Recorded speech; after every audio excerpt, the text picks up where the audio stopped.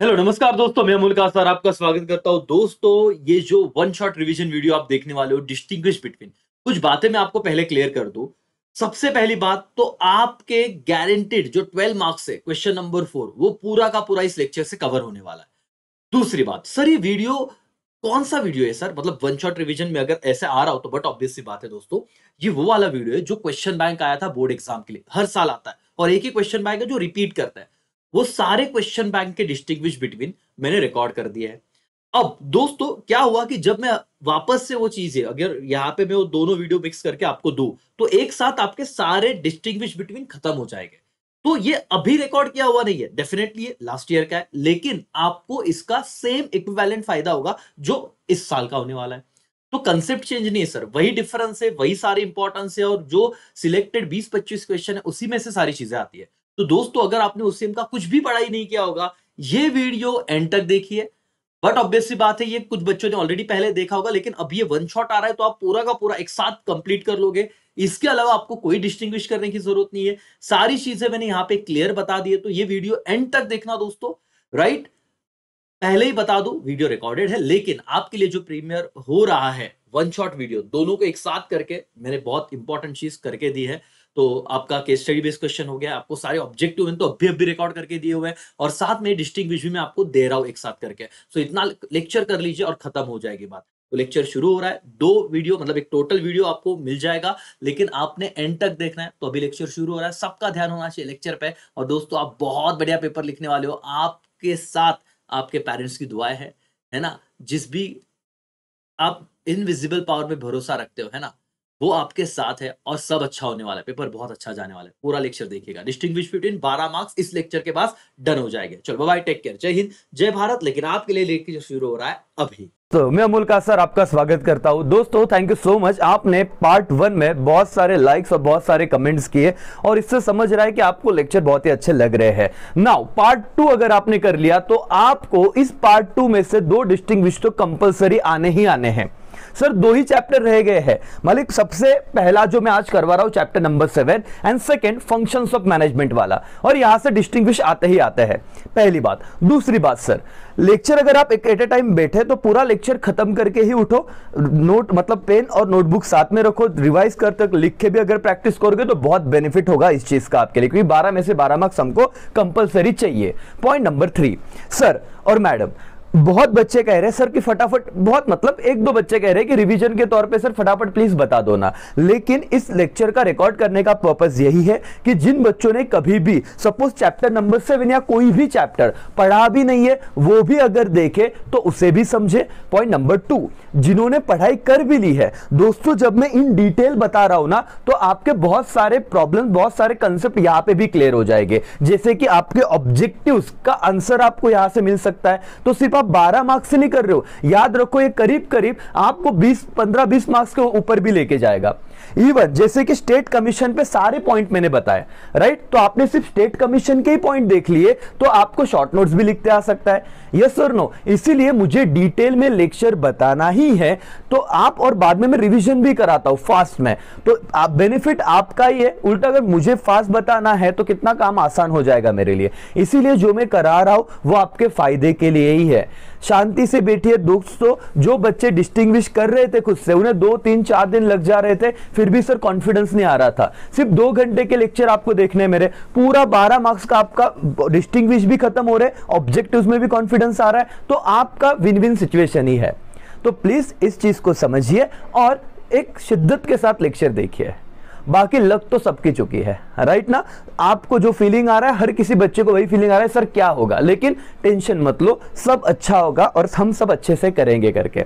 चलो सर बिना समय गवाए आज आते हैं चैप्टर नंबर 7 के डिस्टिंग्विश पे, जो है district commission versus state commission versus national commission. तो सर और मैडम, सर आप तीनों कैसे बताओगे?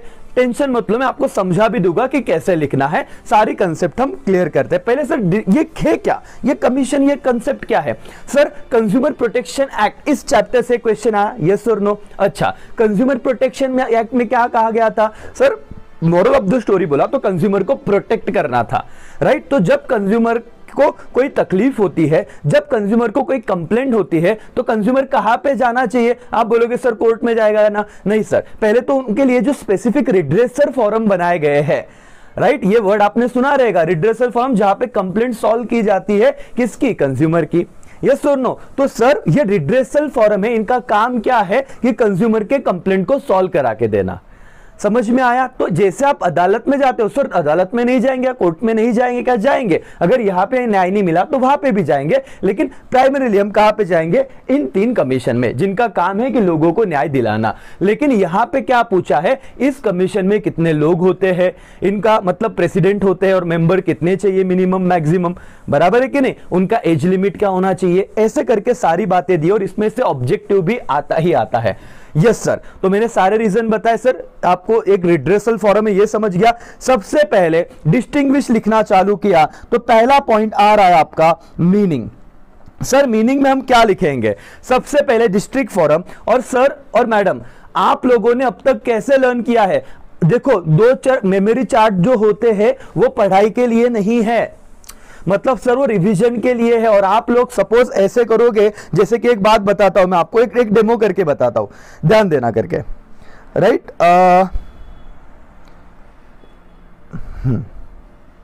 ये वाला कंप्लेंट वाला, हाँ, ये मॉनेटरी में क्या है? देखो डिस्ट्रिक्ट फॉर्म में, डिस्ट्रिक्ट कमीशन में कब केस जाएगा? जब value does not exceed 1 crore, तो बच्चे ने बोला 1 करोड़ लिमिट याद रख लिया। दूसरा पॉइंट क्या किया? हाँ, जब वैल्यू 1 करोड़ टू 10 करोड़, कहां केस जाएगी? एक्सीड 1 करोड़ टू 10 करोड़, कहां केस जाएगी सर? स्टेट कमीशन में, एक मॉनेटरी लिमिट है। और एक्सीड 10 करोड़ केस कहां पे जाएगी सर? स्टेट नेशनल कमीशन में। अब तुम कैसे करते हो? देखो सुनो ध्यान में, क्या गलती हो रही है वो सुधारो। सबसे पहले तुम बोलोगे does not exceed 1 crore, does not exceed 1 crore, district commission, okay, 1 crore to 1 exceed up to above 1 crore to 10 crore कहा जाएगा? स्टेट कमीशन में। फिर आप बोलते हो अरे हाँ अबव 10 करोड़ कहा जाएगा? नेशनल कमीशन में। कर लिया इतना, फिर आपने अमाउंट लिखा और आपने कितना लिखे? इतने ही लाइन लिखे। जबकि लैंग्वेज क्या है सुनो, पहले मैं ये वाला पॉइंट कराता हूं, फिर मीनिंग वगैरह पे लेके जाऊंगा। डिस्ट्रिक्ट कमीशन में ऑब्जेक्टिव भी आता है, इस पे एक ऑब्जेक्टिव मैंने टेलीग्राम चैनल पे क्विज लिया, वहां पे पोस्ट किया, तो मैं शॉक हो गया, इतने बच्चों के गलत आंसर आ रहे, इतना इजी क्वेश्चन था। तो इससे मुझे समझा कि कितने बच्चों को कंसेप्चुअल क्लैरिटी नहीं है, लेकिन इस लेक्चर के बाद हो जाएगा। सर मिनिमम 4 पॉइंट लिखने हैं, मैक्सिमम कितना भी लिख सकते हैं, लेकिन सारे पॉइंट में कराने वाला। One of the point is monetary jurisdiction, कि कितने अमाउंट तक के केस कहा जानी चाहिए। डिस्ट्रिक्ट कमीशन में कब जाएगी? अब देखो, it entertain the complaint, it मतलब क्या? District commission entertain the complaint when the value of goods and services paid does not exceed 1 crore. ये पूरा आपको लिखना है सर। आप ये नहीं लिख सकते कि क्या अप टू 1 करोड़, अब 1 crore to 10 crore and above 10 crore. गलत है, या गलत मतलब मार्क्स फिर पूरे नहीं मिलते। फिर आप बोलते हो सर हमारे मार्क्स का कट हो गए, राइटिंग में दिक्कत। मैं आपको पूरा लर्निंग करा के देने वाला हूं, टेंशन लो मत। चलो एवरीवन लैंग्वेज पे ध्यान देते, पहले हम मॉनेटरी टर्म देखते हैं, जहां पे हमारा ऑब्जेक्टिव भी खत्म हो रहा है और डिस्टिंग्विश का एक पॉइंट भी खत्म हो रहा है। मालिक क्या? Does not exceed 1 crore. और एक यहां पे सिली मिस्टेक होती है, मुझे बताओ मेरी कंप्लेंट 1 करोड़ की है, सिर्फ 1 करोड़ वैल्यू की कंप्लेंट है, 1 CR कहां पे जाएगा? बोलो 1 CR का कंप्लेंट है, कहां पे जाएगा? दो ही ऑप्शन है, क्या 1 CR डिस्ट्रिक्ट कमीशन में जाएगा या स्टेट कमीशन में जाएगा?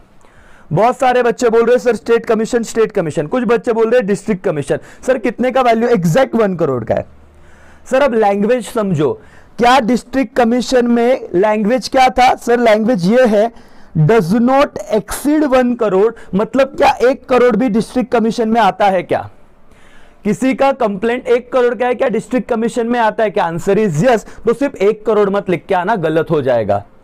डज नॉट एक्सीड 1 करोड़ मतलब सर क्या कि वहां पे सर ध्यान देना, क्या 80 लाख का केस है, कहा जाएगा डिस्ट्रिक्ट कमीशन में। 25 लाख का केस है, कहा जाएगा डिस्ट्रिक्ट कमीशन में। सर एग्जैक्ट 1 करोड़ का केस है, कहा जाएगा डिस्ट्रिक्ट कमीशन में। सर 1 करोड़ 1 लाख का केस है, एक्सीड हो गया ना। आप लैंग्वेज देखो क्या है, डिस्ट्रिक्ट कमीशन हो गया, स्टेट कमीशन में देखो ये कहा जाएगा स्टेट कमीशन में जाएगा 1 करोड़ 1 लाख का। ध्यान दो, it entertain the complaints when the value of goods and services paid exceed 1 crore but does not exceed 10 crore. बोलो मेरे साथ, क्या इट इंटरटेन, देखो ये वाली लैंग्वेज तो कॉमन है, it entertain, it entertain, it entertain, लेकिन आपको लिखना है, लर्न करना है, समझना है करके। आप सीधा सिर्फ अमाउंट नहीं लिख सकते हो। अमाउंट किस चीज का है, तो आपको लिखना है state commission entertain complaint when the value of goods and services paid exceed 1 crore but does not exceed क्या 10 करोड़। दूसरा पॉइंट समझा? तो सर डिस्ट्रिक्ट वर्सेस स्टेट में एक पॉइंट लर्न हुआ क्या,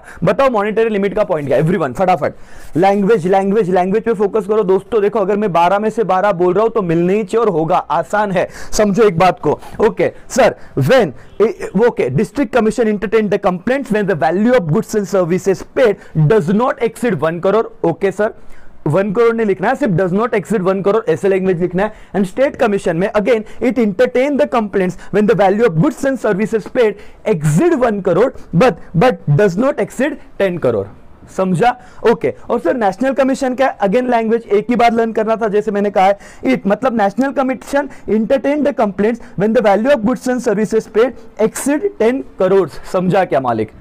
ओके सर, वापस एक बार आपके में कुछ एमसीक्यूज यहां पे फटाफट करा देता हूं, ध्यान देना। सबका ध्यान यहां पे होना चाहिए, सबका फोकस यहां पे होना चाहिए मालिक, पे अटेंशन। सर 10 करोड़ है, 10 करोड़ अमाउंट कितना है सर, 10 करोड़ है। 10 करोड़ का कोई कंप्लेंट करना चाहता है किसी के साथ, झोल हुआ गुड्स एंड सर्विस का जो वैल्यू था, कहां पे जाएगा, डिस्ट्रिक्ट कमीशन, स्टेट कमीशन या नेशनल कमीशन? बोलो। 10 CR है और ये एक ऑब्जेक्टिव आना ही चाहिए यहां से। आप बोलोगे सर 10 करोड़, और 10 करोड़ कुछ कुछ बच्चे जो लर्न करते हैं ना ऐसे सिर्फ मेन पॉइंट जैसे समरी चार्ट से वॉट एवर समझ के नहीं लेते। 19% बच्चे गलती क्या करते हैं ना, 10 करोड़ उनको याद आता है नेशनल कमीशन, जो आंसर क्या है, गलत है। समझ रहा है क्या? Up to 10 crore exact 10 crore का अमाउंट कहां पे जाएगा मालिक, स्टेट कमीशन में। और अगर अमाउंट 10 करोड़ 2 लाख होता जो एक्सीड हो गया 10 करोड़ से, वो कहां पे जाएगा, नेशनल कमीशन में। ऑब्जेक्टिव के मार्क्स नहीं जाने चाहिए अगर ये क्वेश्चन आया तो। एग्जैक्ट 1 करोड़ कहां जाएगा, डिस्ट्रिक्ट कमीशन। 1 करोड़ 10 लाख मतलब एक्सीड 1 करोड़ कहां पे जाएगा, up to 10 crore state commission. तो क्या इसमें 10 करोड़ भी आएगा क्या? हाँ सर। और 10 करोड़ 2 लाख कहां पे जाएगा, नेशनल कमीशन में। आई होप अब आपको डिस्टिंग्विश भी समझा, आपके ऑब्जेक्टिव भी खत्म हो गए, और आपको जस्टिफाई वगैरह दिया उसमें भी आप लिख सकते हो। एवरीवन गॉट इट, यस और नो? जोश दिखाओ सर, थोड़ा मोटिवेट होकर बैठना है, ऐसे ढीले मत बैठो, आपको बस खत्म करना है ये 18 दिन शिद्दत से पढ़ाई करने करके। समझ रहा है मेरा मोटो, समझा आपको, मॉनिटरी लिमिट एवरीबॉडी। चलो क्या करना है सर, सिर्फ हम ऐसे लिख के आएगा, क्या लिखेंगे सर, एक्सीड 1 करोड़ नहीं up to 1 crore, exceed 1 crore, up to 10 crore and above 10 crore. Marks मिलेंगे क्या? ध्यान से, शिद्दत से, पूरे नहीं मिलेंगे। क्या लिखना है, इट इंटरटेन द कंप्लेंट्स, क्या डिस्ट्रिक्ट कमीशन। 10वीं बार बोल रहा हूं सर, आप बोर हो गए, कितनी बार पढ़ाते हो, खत्म करना है मेरे साथ ही, बाद में पढ़ने का नहीं। It entertain the complaints when the value of what, goods क्या ओनली सर, नहीं गुड्स एंड सर्विसेज, पेड की अनपेड, पेड कितना था, does not exceed 1 crore. Then after same line exceed 1 crore but does not exceed 10 crore and sir last में क्या, above 10 crore. I hope ये point खत्म है एवरीबॉडी, यस और नो? क्या आपको समझा क्या, मैं क्यों इतना डिटेल में पढ़ा रहा हूं, ये रीजन था सर। चलो एवरीवन मीनिंग पे आते हैं, point number 1। Okay, district commission, a consumer dispute redressal forum. देखो मैंने कहा था ना रिड्रेसल फॉरम, सिर्फ रिड्रेसल का स्पेलिंग देख लेना, बहुत बच्चे गलती करते हैं। अ कंज्यूमर डिस्प्यूट, डिस्प्यूट मतलब क्या, झगड़े, कंज्यूमर का डिस्प्यूट और झगड़े सॉल्व करना है। A consumer dispute redressal forum at the district level called district commission. एकदम फालतू है, लगेज हो जाएगा सर। स्टेट कमीशन मतलब क्या, लिखना कैसे है, a consumer dispute redressal forum. क्या ये नाम आपको देखो एक पॉइंट पे लर्न करो, ये पीडीएफ ऑलरेडी टेलीग्राम में, ये पूरा का पूरा मतलब ऑलरेडी पोस्ट कर दिया है मैंने, डाउनलोड करो, 2 बार 3 बार पढ़ो, समझ लो। लिखने का लैंग्वेज आने ही वाला इसमें से आपको डिस्टिंग्विश पेपर में। A consumer dispute redressal forum as state commission state called state commission and national commission क्या सर, again repeat हो रहा है, a consumer dispute redressal forum at national level is called national commission। अब बच्चे कैसा लिखते हैं, at state level it is, अब रिवीजन में मैं ऐसे ही बताता, state level it is, जो फोरम स्टेट लेवल पे उसे स्टेट कमीशन कहते हैं, जो डिस्ट्रिक्ट लेवल पे उसे डिस्ट्रिक्ट कमीशन कहते हैं, जो नेशनल लेवल पे उसे नेशनल कमीशन कहते हैं। बट लिखे कैसे, मार्क्स पूरा मिलेगा एक में से एक सर जब आप ऐसे लिखोगे, मीनिंग अ कंज्यूमर डिस्प्यूट रिड्रेसल फोरम। तो इसका नाम है सर, ये डिस्ट्रिक्ट कमीशन क्या है, कंज्यूमर डिस्प्यूट रिड्रेसल फोरम है सर।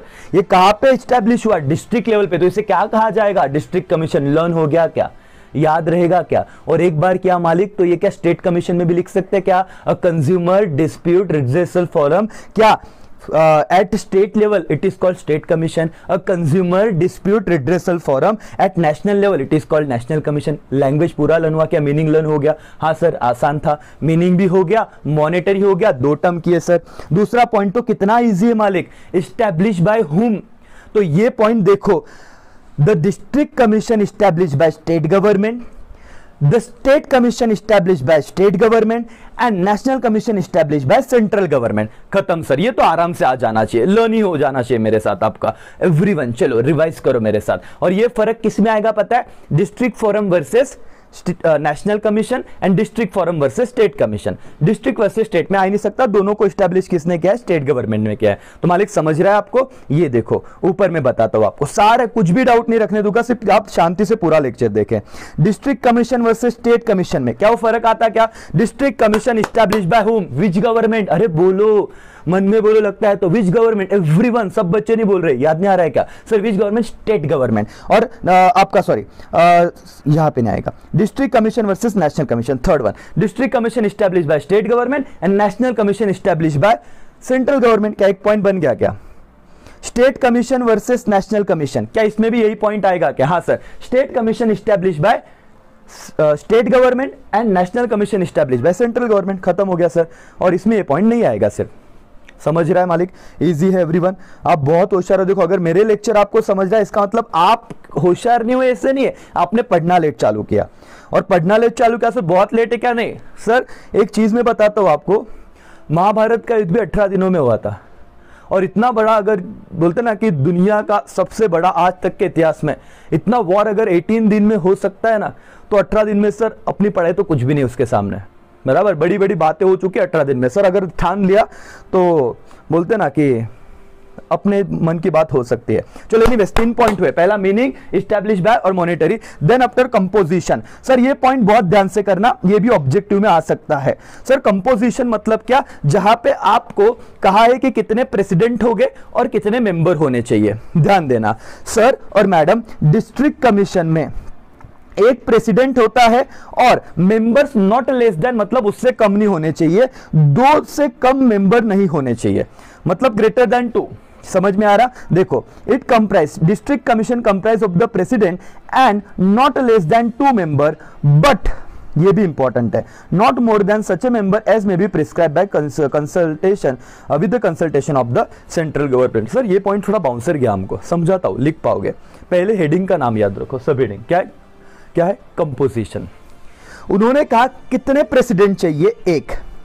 कितने मेंबर चाहिए? मिनिमम 2 से तो कम नहीं हो सकते, तो मिनिमम 2 मेंबर। लेकिन मैक्सिमम क्या 50,000 मेंबर रख लूं क्या सर? अरे मेरे को लग रहा है 1 लाख रख लूं क्या सर? नहीं sir, maximum number as may be prescribe in what? क्या? Consultation, as may be prescribe in and consultation with the central government. एक बात बोलूं, इतना याद नहीं रहेगा ना, तो आपको बताता हूं। देखो नेशनल कमीशन पे जाते हैं, नेशनल कमीशन और स्टेट कमीशन दोनों का लैंग्वेज सेम है और दोनों के पैराग्राफ भी सेम है, ध्यान देना। National commission comprise 1 president, okay, comprise of president and not less then with how many members? 4 member. तो एक प्रेसिडेंट और 4 मेंबर से कम नहीं होने चाहिए, तो ग्रेटर देन 4 रहेगा, right? Is equal to or greater than, मतलब 4 या उससे ज्यादा, but not more than such member as may be prescribe. हर किसी में यही लैंग्वेज लिखने का, not more than such member as may be prescribe. अब आपने इतना लिखा तो आपको पूरा 1 मार्क्स मिलेगा। अब तक हम क्या करते थे सर, कैसे लर्न किया था sir? District commission 1 president and not less then, मतलब 2 और मोर मेंबर्स, ओके।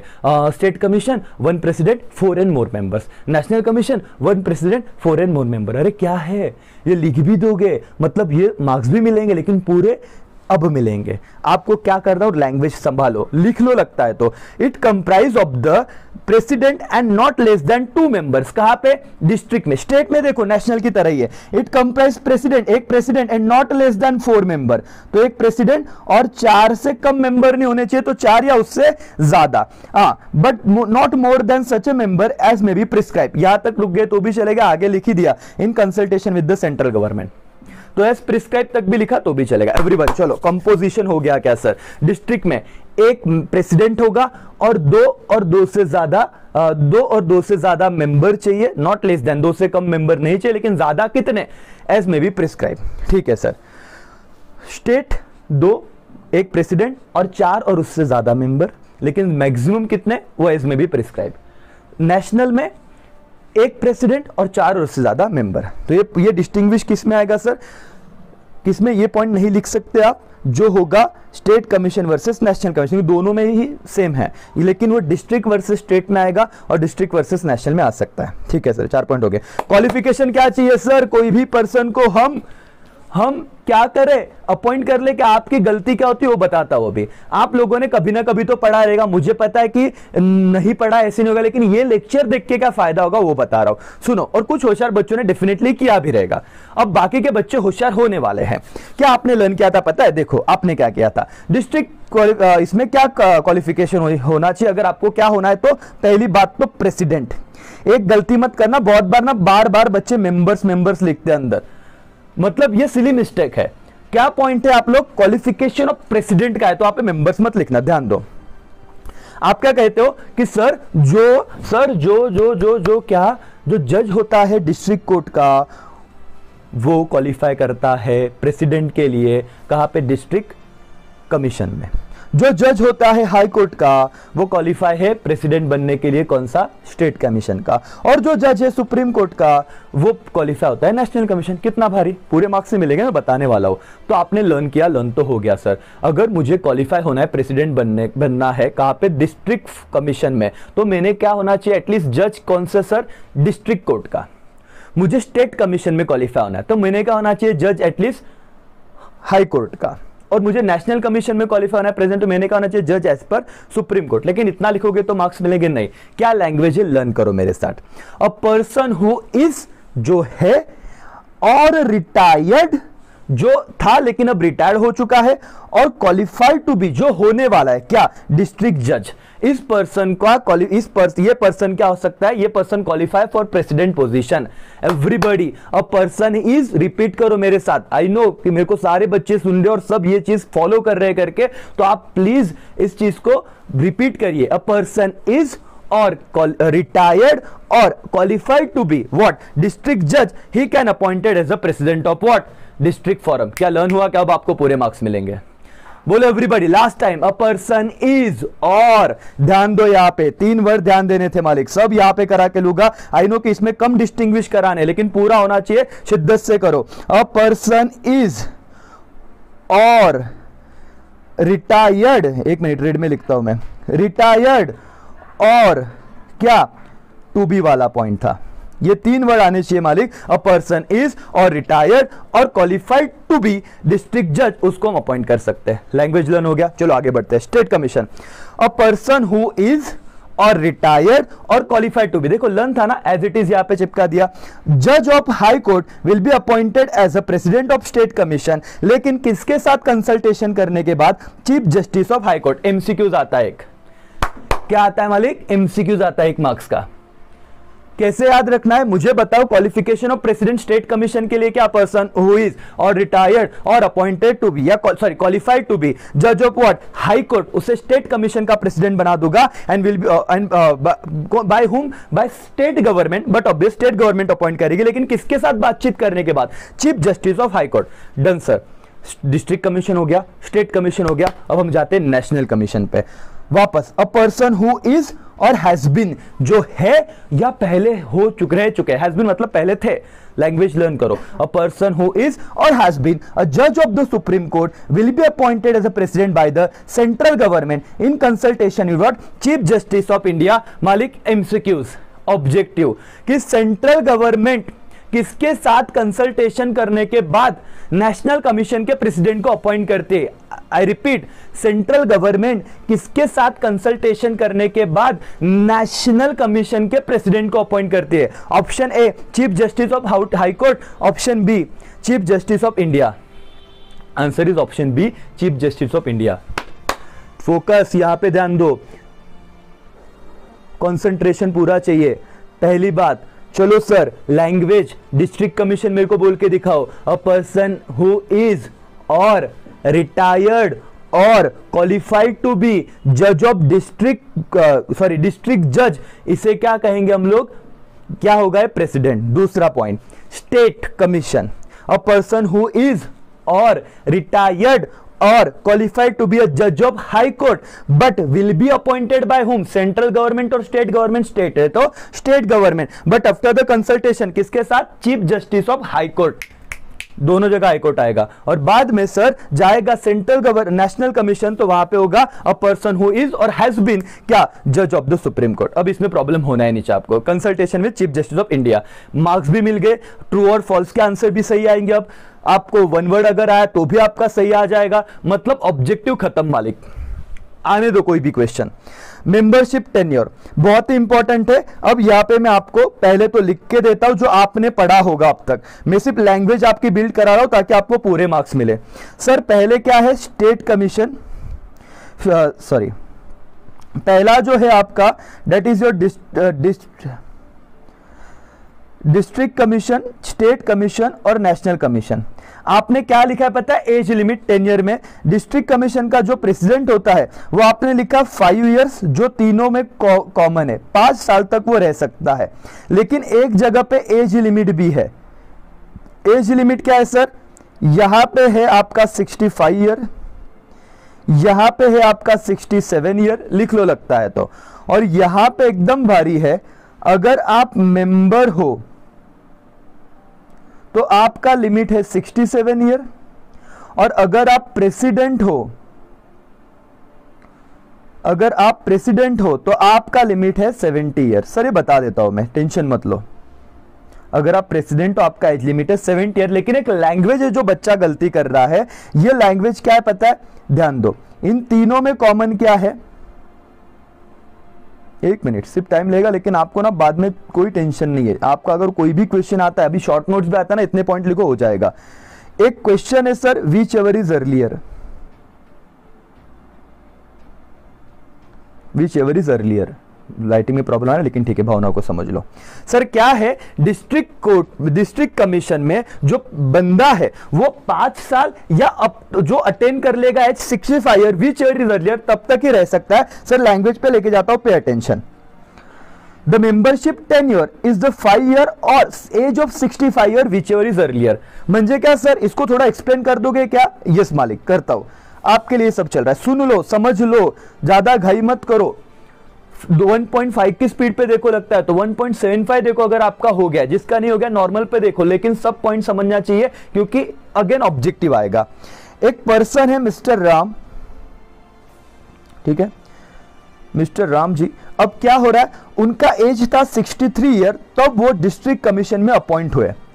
अब आपको पूछा जाएगा कि बताओ वो कौन सी एज में उन्होंने ऑफिस को छोड़ देना चाहिए, तो आप देखोगे टेन्योर पीरियड। टेन्योर पीरियड कितना है, देखो मैं एक्सप्लेन कर रहा हूं, जिसको समझे बहुत अच्छी बात है, इतना डिटेल में शायद ही पूछे, लेकिन समझो अगर ऑब्जेक्टिव आया तो। आपको पता है डिस्ट्रिक्ट कमीशन में 5 साल और at the age of 65 year, whichever is earlier का मतलब समझा रहा हूं, तब तक ये पर्सन रहेगा। तो मिस्टर राम जी कब तक रहेंगे सर? सर वो ना 2 ही साल यहां पे काम कर पाएंगे, क्योंकि उनका एज जो 65 ईयर है वो कंप्लीट हो गया 2 साल में। लैंग्वेज समझ रहा है क्या? तो उनका टेन्योर पीरियड कितना रहेगा, 2 years, why, whichever is earlier. लेकिन वही मिस्टर राम, सेकेंड केस देखो, 55 की एज में अगर अपॉइंट होते तो क्या होता सर, 60 की एज में उन्हें क्या हो जाता, छोड़ देना पड़ता बिजनेस। क्यों? क्योंकि मैक्सिमम ईयर कितना है, 5 साल, 5 साल और 65 विच एवर इज अर्लियर। चलो सर, जिसको समझना था समझ गया, नहीं समझा एग्जाम ओरिएंटेड बात करते हैं, लर्न करते हैं। Membership tenure, sir membership tenure 5 year और 65 whichever is earlier. District commission में, स्टेट कमीशन में 5 ईयर और 67, age of 67 whichever is earlier. कुछ बच्चे ना क्या पता क्या खा पी के पेपर लिखते, मतलब कौन सा नशा करके पेपर लिखते ये नहीं समझता, वो क्या लिखते 5 ईयर और 67 year whichever is earlier. गलत, सिली मिस्टेक, 5 ईयर और age of 67 whichever is earlier. तो एज को अंडरलाइन करो, ये होशियार बच्चे भी गलती करते पेपर लिखते वक्त। And last, national commission, a membership tenure is the 5 year, तो 5 साल तीनों में कॉमन था, जैसे मैंने यहां पे दिखाया। ध्यान दो, इसका ये लिख लो करके, ये मेंबरशिप टेन्योर सब में, लेकिन एज क्या है सर, अगर वो मेंबर है तो 67, अगर वो प्रेसिडेंट है तो कितना सर 70। ये देखो age of 67 for member and age of 70 for president, whichever is earlier. और विच एवर इज अर्लियर ये लिखना है, अगर ये नहीं लिखा फिर भी मार्क्स नहीं मिलेंगे। आपको लगता है सर हमको आ रहा है, हमने लर्न किया ना 565, 567, 567, 65 सर झालंय, हाँ गलत कर रहे हो, पूरे मार्क्स चाहिए ना मालिक, चाहिए सर। तो लिखो द मेंबरशिप टेन्योर। और ये किसकी बात चल रही 567 ते माहित नाही सर आम्हाला, आम्ही फक्त लिहून आलो 567, 565 आणि जे काय ते गलत समझो। अभी इसके बाद टेंशन इज नहीं, मेंबरशिप टेन्योर इज 5 ईयर और age of 65 whichever is earlier. State commission है, membership tenure is 5 year common है, and age of what 67 whichever is earlier, whichever is earlier, whichever is earlier. And national commission the age of tenure is the membership tenure of age नहीं, membership tenure is 5 year और age of 67 for the member and age of 70 for president, whichever is earlier. Done मालिक, खत्म। Area, एक point लिखना है आपको, area क्या, it is cover district commission cover particular district, ये तो हाथ के मार्क्स है। State commission cover particular state and national commission cover entire country. चलो रिपीट करो, एरिया कवर क्या है सर, सबसे पहला district commission particular district, state commission particular state, उसके बाद national commission entire country. Learn हो गया पॉइंट, एक पॉइंट लिख पाओगे, यस और no. Area cover last time revise कर दो। चलो डिस्ट्रिक्ट कमीशन बोलना है आपको भाई मेरे साथ, ये लेक्चर का फायदा तभी होगा। District commission particular district area cover, okay. State commission particular state, national commission entire country. Monetary sir, monetary तो हो गया, डिस्ट्रिक्ट में कितना था, डज नॉट एक्सीड 1 करोड़, तो 1 करोड़ आ जाएगा, हाँ। स्टेट में कितना था sir, exceed 1 crore but does not exceed 10 crore, ये मैंने बताया सिर्फ लिमिट, लेकिन लिखना कैसे है सर, इट इंटरटेन, ये कंप्लेंट इंटरटेन करेगा जब the value of goods and services paid, ये लिखना है तब मार्क्स मिलेंगे। Does not exceed 1 crore and up to 10 crore. आगे national commission exceed rupees 10 crore, सब कहां पे जाएगा सर, यहां पे नेशनल कमीशन में, ओके। अपील कहां पे क्या कर सकते हो, देखो बच्चे को मारा पप्पा के पास अपील करेंगे, पप्पा को मारा दादाजी के पास अपील करेंगे, और तीनों का लेवल क्या है, डिस्ट्रिक्ट कमीशन बच्चा है, स्टेट कमीशन पप्पा है, नेशनल कमीशन दादाजी है। तो याद देखो डिस्ट्रिक्ट कमीशन में क्या होता है कि अगर आप डिस्ट्रिक्ट कमीशन देखो, appeal against the order, learn करो, order of the district commission can be made to the state commission. District commission ने कुछ डिसीजन दिया और आप उससे क्या नहीं हो, सेटिस्फाइड नहीं हो, तो आप लोग कहां पे कंप्लेंट करोगे, अपर अथॉरिटी, मतलब किसके पास, नेशनल कमीशन के पास। दिमाग में घुसा क्या, पॉइंट समझा क्या। अपील 1 मार्क्स का ऑब्जेक्टिव आता है, अगेन ट्रू और फॉल्स में आ जाता है। ध्यान दो सर, डिस्ट्रिक्ट कमीशन के डिसीजन से हम अगर अग्रीड नहीं है तो हम लोग कहां जाएंगे, आंखें बंद करके सुनो, हम लोग जाएंगे सर नेशनल कमीशन के पास, तो अपील का पॉइंट खत्म। What about state commission, sorry हम जाएंगे स्टेट कमीशन के पास, माय मिस्टेक, सॉरी क्या था, डिस्ट्रिक्ट कमीशन के डिसीजन से हम अगर अग्रीड नहीं है तो हम जाएंगे स्टेट कमीशन के पास। स्टेट कमीशन में क्या है, an appeal against the order of state commission can not be made, can be made to the national commission. मतलब सर अगर मैं स्टेट कमीशन के डिसीजन से अग्रीड नहीं हूं तो मैं कहां पे जाऊंगा, नेशनल कमीशन में, ओके। आप आंखें बंद करके सुनो, सिर्फ फुल्ली कंसंट्रेशन, अपील, डरने का नहीं, सुनो। अगर मैं स्टेट कमीशन के डिसीजन से, ऑर्डर से अग्रीड नहीं हूं तो I can be made appeal to कहां पे, नेशनल कमीशन। और सर नेशनल कमीशन भी नहीं तो अब दादाजी के पास भी नहीं माना तो सीधा भगवान। ध्यान दो क्या, appeal against the order of national commission can be made to supreme court, खत्म। कहां पे देना है आपको, सुप्रीम कोर्ट में देना है। कहां पे देना अपील आपको, सुप्रीम कोर्ट में देना है। डन क्या, एवरीबॉडी, यस और no, yes sir.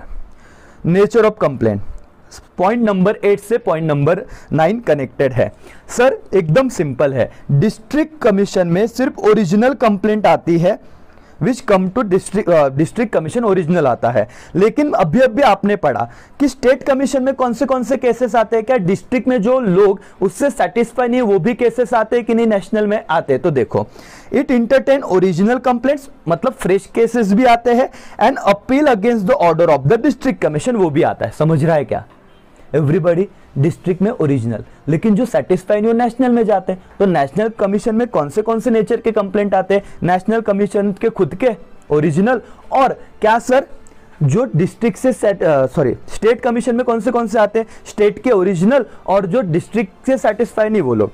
National commission में भी सेम लैंग्वेज है वैसे भी, it entertain the original complaint, और कहा के केसेस आते हैं, स्टेट कमीशन से जो सेटिस्फाई नहीं वो लोग आते हैं। 9 पॉइंट हो गए सर, खत्म, डन। नो ही पॉइंट थे सर, बहुत टाइम लगा। हाँ, अब फटाफट अगर मुझे करना रहता ये लेक्चर मतलब रिवीजन के तौर पे, तो मैं कैसे पढ़ा था वो भी देख लो झलक एक। मतलब ये 2 मिनट में भी खत्म कर सकते हैं सर। क्या distinguish between state, district, state and national commission. पहला अगर मैं बोलूंगा वो डिस्ट्रिक्ट का पॉइंट रहेगा, सेकंड वाला स्टेट का रहेगा, थर्ड वाला नेशनल का रहेगा। सर मीनिंग क्या, जो डिस्ट्रिक्ट लेवल पे एस्टैब्लिश है उसे डिस्ट्रिक्ट कहेंगे, जो स्टेट लेवल पे एस्टैब्लिश है उसे स्टेट कहेंगे, जो नेशनल लेवल पे एस्टैब्लिश है उसे नेशनल कहेंगे। लेकिन लैंग्वेज पूरा पढ़ लेना। क्या consumer dispute redressal forum, establish bye, it is establish bye state government, establish bye state government, establish by central government. Sequence पता है ना, स्टेट, डिस्ट्रिक्ट और नेशनल, ऐसे बता रहा हूं। Composition sir, 1 president not less than 2 members more than as may be prescribe, 1 president not less than 4 member, right, or maximum as may be prescribed. National commission, district, state, national commission, 1 president, not less than 4 member and maximum as may be prescribed. खत्म sir. Okay sir, then after क्या point है मेरा? Point है qualification of the president. Sir who is और retire और qualified to be, क्या district commission में कौन प्रेसिडेंट बन सकता है? जो जज ऑफ, क्या सर, डिस्ट्रिक्ट जज, यहां पे हाई कोर्ट जज। लेकिन क्या who is retired or qualified to be, high court जज विथ कौन अपॉइंट करेगा? State government with consultation with क्या, chief justice of high court. National का सर क्या, जज of supreme court, yes sir, president उन्हें अपॉइंट करेंगे, अपॉइंटेड बाय प्रेसिडेंट, या इंपॉर्टेंट वर्ड है, ऑब्जेक्टिव में आ जाएगा। एंड क्या था, with consultation with chief justice of India. Membership tenure 5 year और age of 65 whichever is earlier, 5 year और age of 67 age whichever is earlier, 5 year or age of 67 for members and age of 70 for president. Done. Area, particular district, particular state, entire country. A monetary limit up to 1 CR, right? Up to 1 CR. Exceed 1 CR, but does not exceed 10 CR. तो 10 करोड़ के case भी कहां पे आएंगे? यहां पे चाहेंगे, state commission में। बता रहा हूं, 1 मार्क्स का सवाल है। एंड लास्ट में सर एक्सीड 10 CR का अमाउंट कहां पे जाएगा मालिक? कहां पे जाएगा? नेशनल कमीशन में। लेकिन अमाउंट क्या है सर? इतना ही नहीं लिखना है। It entertain the complaints, the value of goods and services paid, ये तीनों में सेम है। अपील सर, अगर आप डिस्ट्रिक्ट से सेटिस्फाइड नहीं हो तो उस कॉलम में लिखना अपील करेंगे नेशनल स्टेट कमीशन में। आप स्टेट से सेटिस्फाइड नहीं हो तो अपील करोगे नेशनल कमीशन में, और नेशनल से सेटिस्फाइड नहीं तो अपील करोगे, उसके ऑर्डर से सेटिस्फाइड नहीं तो अपील करोगे सुप्रीम कोर्ट में। डन। नेचर ऑफ कंप्लेंट, इसके पास ओरिजिनल, इसके पास ओरिजिनल और डिस्ट्रिक्ट का, और इसके पास ओरिजिनल और क्या, स्टेट का। खत्म, डन। सर आपको एक सिर्फ 1 टाइम रीडिंग के लिए दे रहा हूं, चैप्टर नंबर 8 का मार्केटिंग एंड सेलिंग। इस पीडीएफ में से वो 1 टाइम रीडिंग करने का है, बाकी कुछ नहीं, सॉर्टेड है। सिर्फ 1 time reading, only 1 time reading. Yes sir. तो बहुत बड़ा लेक्चर लिया ना। Yes sir. अब क्या रह गया? लास्ट डिस्टिंग्विश जहां से आने के चांसेस है। लेकिन मेरा एक आपको सजेशन रहेगा, राइट, मेरा एक सजेशन आपको ये रहेगा कि आप लोग इस चैप्टर के डिस्टिंग्विश के पीछे ना लगे।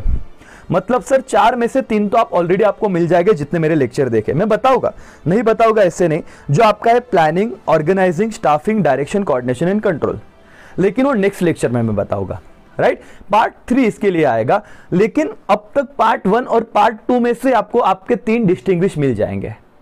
पार्ट 3 में से एक आएगा, लेकिन वो सिर्फ 1 टाइम वॉच रहेगा। हाँ, कर लो पूरा ताकि आपके इसके ऑब्जेक्टिव कुछ निकल जाए। बराबर है तो इजी वैसे, डिफिकल्ट कुछ है नहीं। जैसे कि ऑर्गेनाइजिंग एंड स्टाफिंग बताने के लिए अभी भी बता सकता हूं, लेकिन लेक्चर वापस बड़ा हो जाता है। बच्चे बोलते हैं सर क्या है, वो साइकोलॉजिकल इंपैक्ट रहता है तुम पे। बट ठीक है, ये वाला लेक्चर सर क्या कवर किया? सिर्फ आपने आपके 4 मार्क्स ही नहीं, आपने ऑब्जेक्टिव भी कवर किया। और अगर आपको लगता है कि शॉर्ट नोट्स लिखिए सर डिस्ट्रिक्ट कमीशन पे, सारे पॉइंट लिख देना भाई।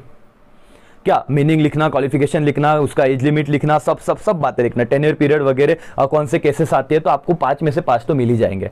तो आपने एट अ टाइम सारे क्वेश्चन को हैंडल किया। अब आप एक्सरसाइज, आपके टेक्स्ट बुक के नीचे जाके एक्सरसाइज क्वेश्चन करोगे ना, इससे रिलेटेड सबके आंसर आपको आएंगे। एक बार ना आप चेक कर लो, बिना आंसर देखे आपको सारी बात आएगी और ऑब्जेक्टिव अब लर्न नहीं करने पड़ेंगे। समझा क्या मालिक? तो इस लेक्चर में यहीं पे रुकता हूं। थैंक यू सो मच, मिलते हैं नेक्स्ट लेक्चर में। तब तक के लिए बाय बाय, टेक केयर, जय हिंद, जय भारत। हेलो फ्रेंड्स, मैं अमोल कासर आपका स्वागत करता हूं। दोस्तों आज के लेक्चर में हम लोग ओसीएम के सारे डिस्टिंग्विश करेंगे। मतलब सर करीब करीब आपका बोर्ड एग्जाम में जो क्वेश्चन नंबर 4 है, राइट, एनी 3 डिस्टिंग्विश लिखने आपको, 4 मार्क्स ईच, 12 मार्क्स आपके इस लेक्चर से डन हो जाएंगे। दोस्तों जब भी आपको फ्री टाइम मिले, राइट, आपको बोर हो रहा है पढ़ाई से, कान में हेडफोन डाल लीजिए और लेक्चर 1.5 के स्पीड पे देखना चालू कर दीजिए। सारी कंसेप्ट आपकी क्लियर हो जाएगी। नॉर्मल स्पीड पे भी देख सकते हो, लेकिन 12 में से 12 मार्क्स अगर आपको चाहिए, राइट, पूरा लेक्चर एंड तक देखो। मैं नॉर्मल स्पीड पे पहले समझाऊंगा, फिर फटाफट उससे रिवाइज भी कराऊंगा, तो सारे डिस्टिंग्विश आपको मेरे साथ ही लर्न करना है, ये टारगेट रखिए दोस्तों। 21 के जितने भी डिस्टिंग्विश दिए हुए हैं, राइट, अपने जो और अदर इंपॉर्टेंट डिस्टिंग्विश है, सब मैंने यहां पे कवर किए हुए हैं, तो बिल्कुल भी टेंशन मत लेना, आप लोगों की पढ़ाई मेरे साथ ही यहाँ पे डन हो जाएगी।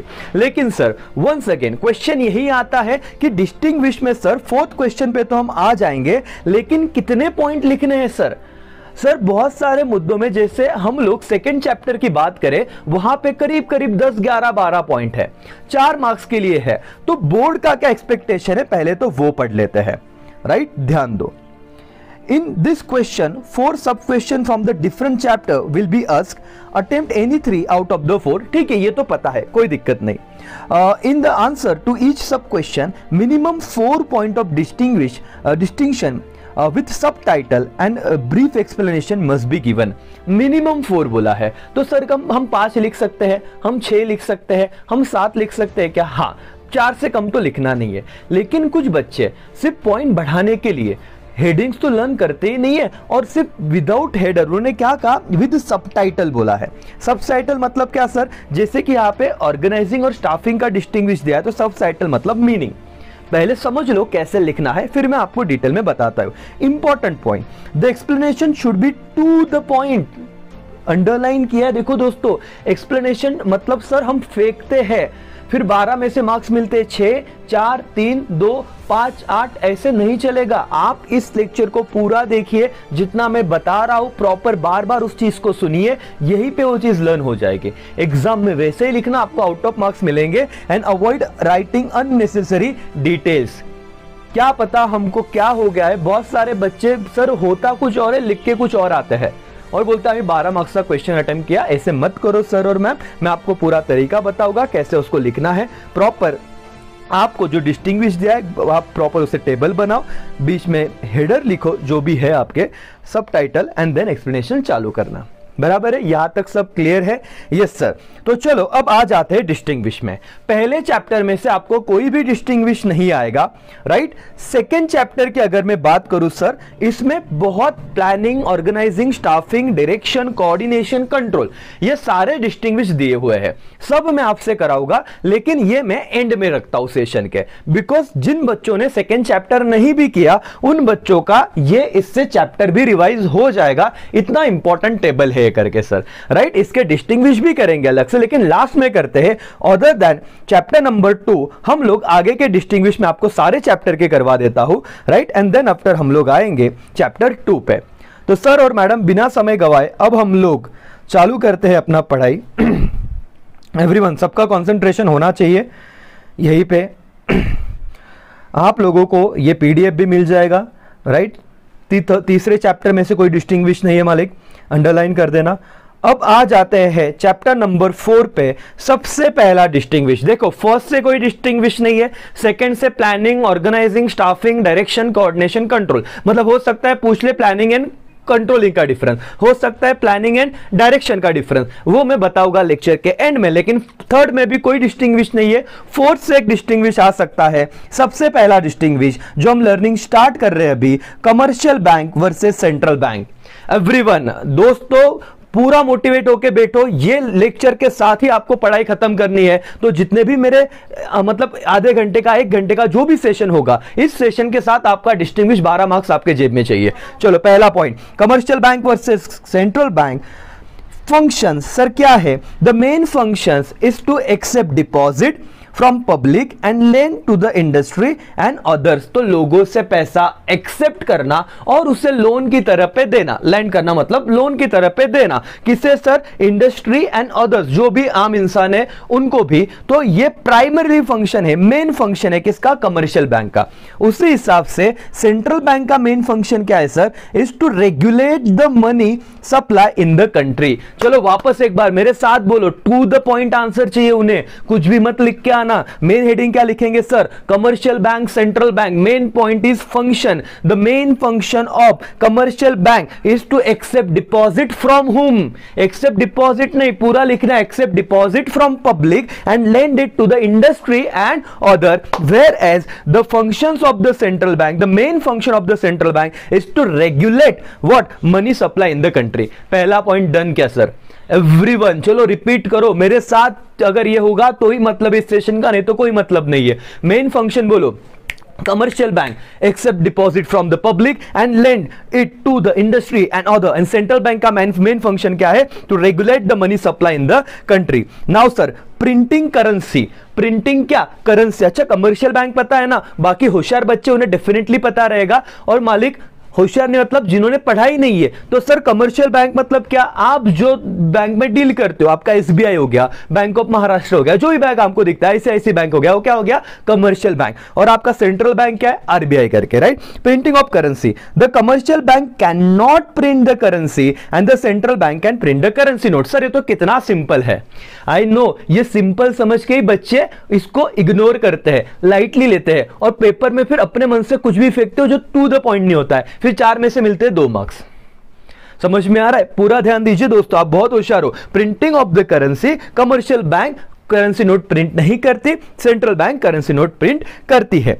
Acceptance of deposit, commercial bank accept deposit from the public. देखो जिसका पहला पॉइंट हो गया, ये तो तुरंत कनेक्ट है सर, सिर्फ हेडर करना है हमको। एक्सेप्टेंस ऑफ डिपॉजिट, तो कमर्शियल बैंक डिपॉजिट एक्सेप्ट करता है, central bank does not accept deposit from hmm, from public. 3 point खत्म।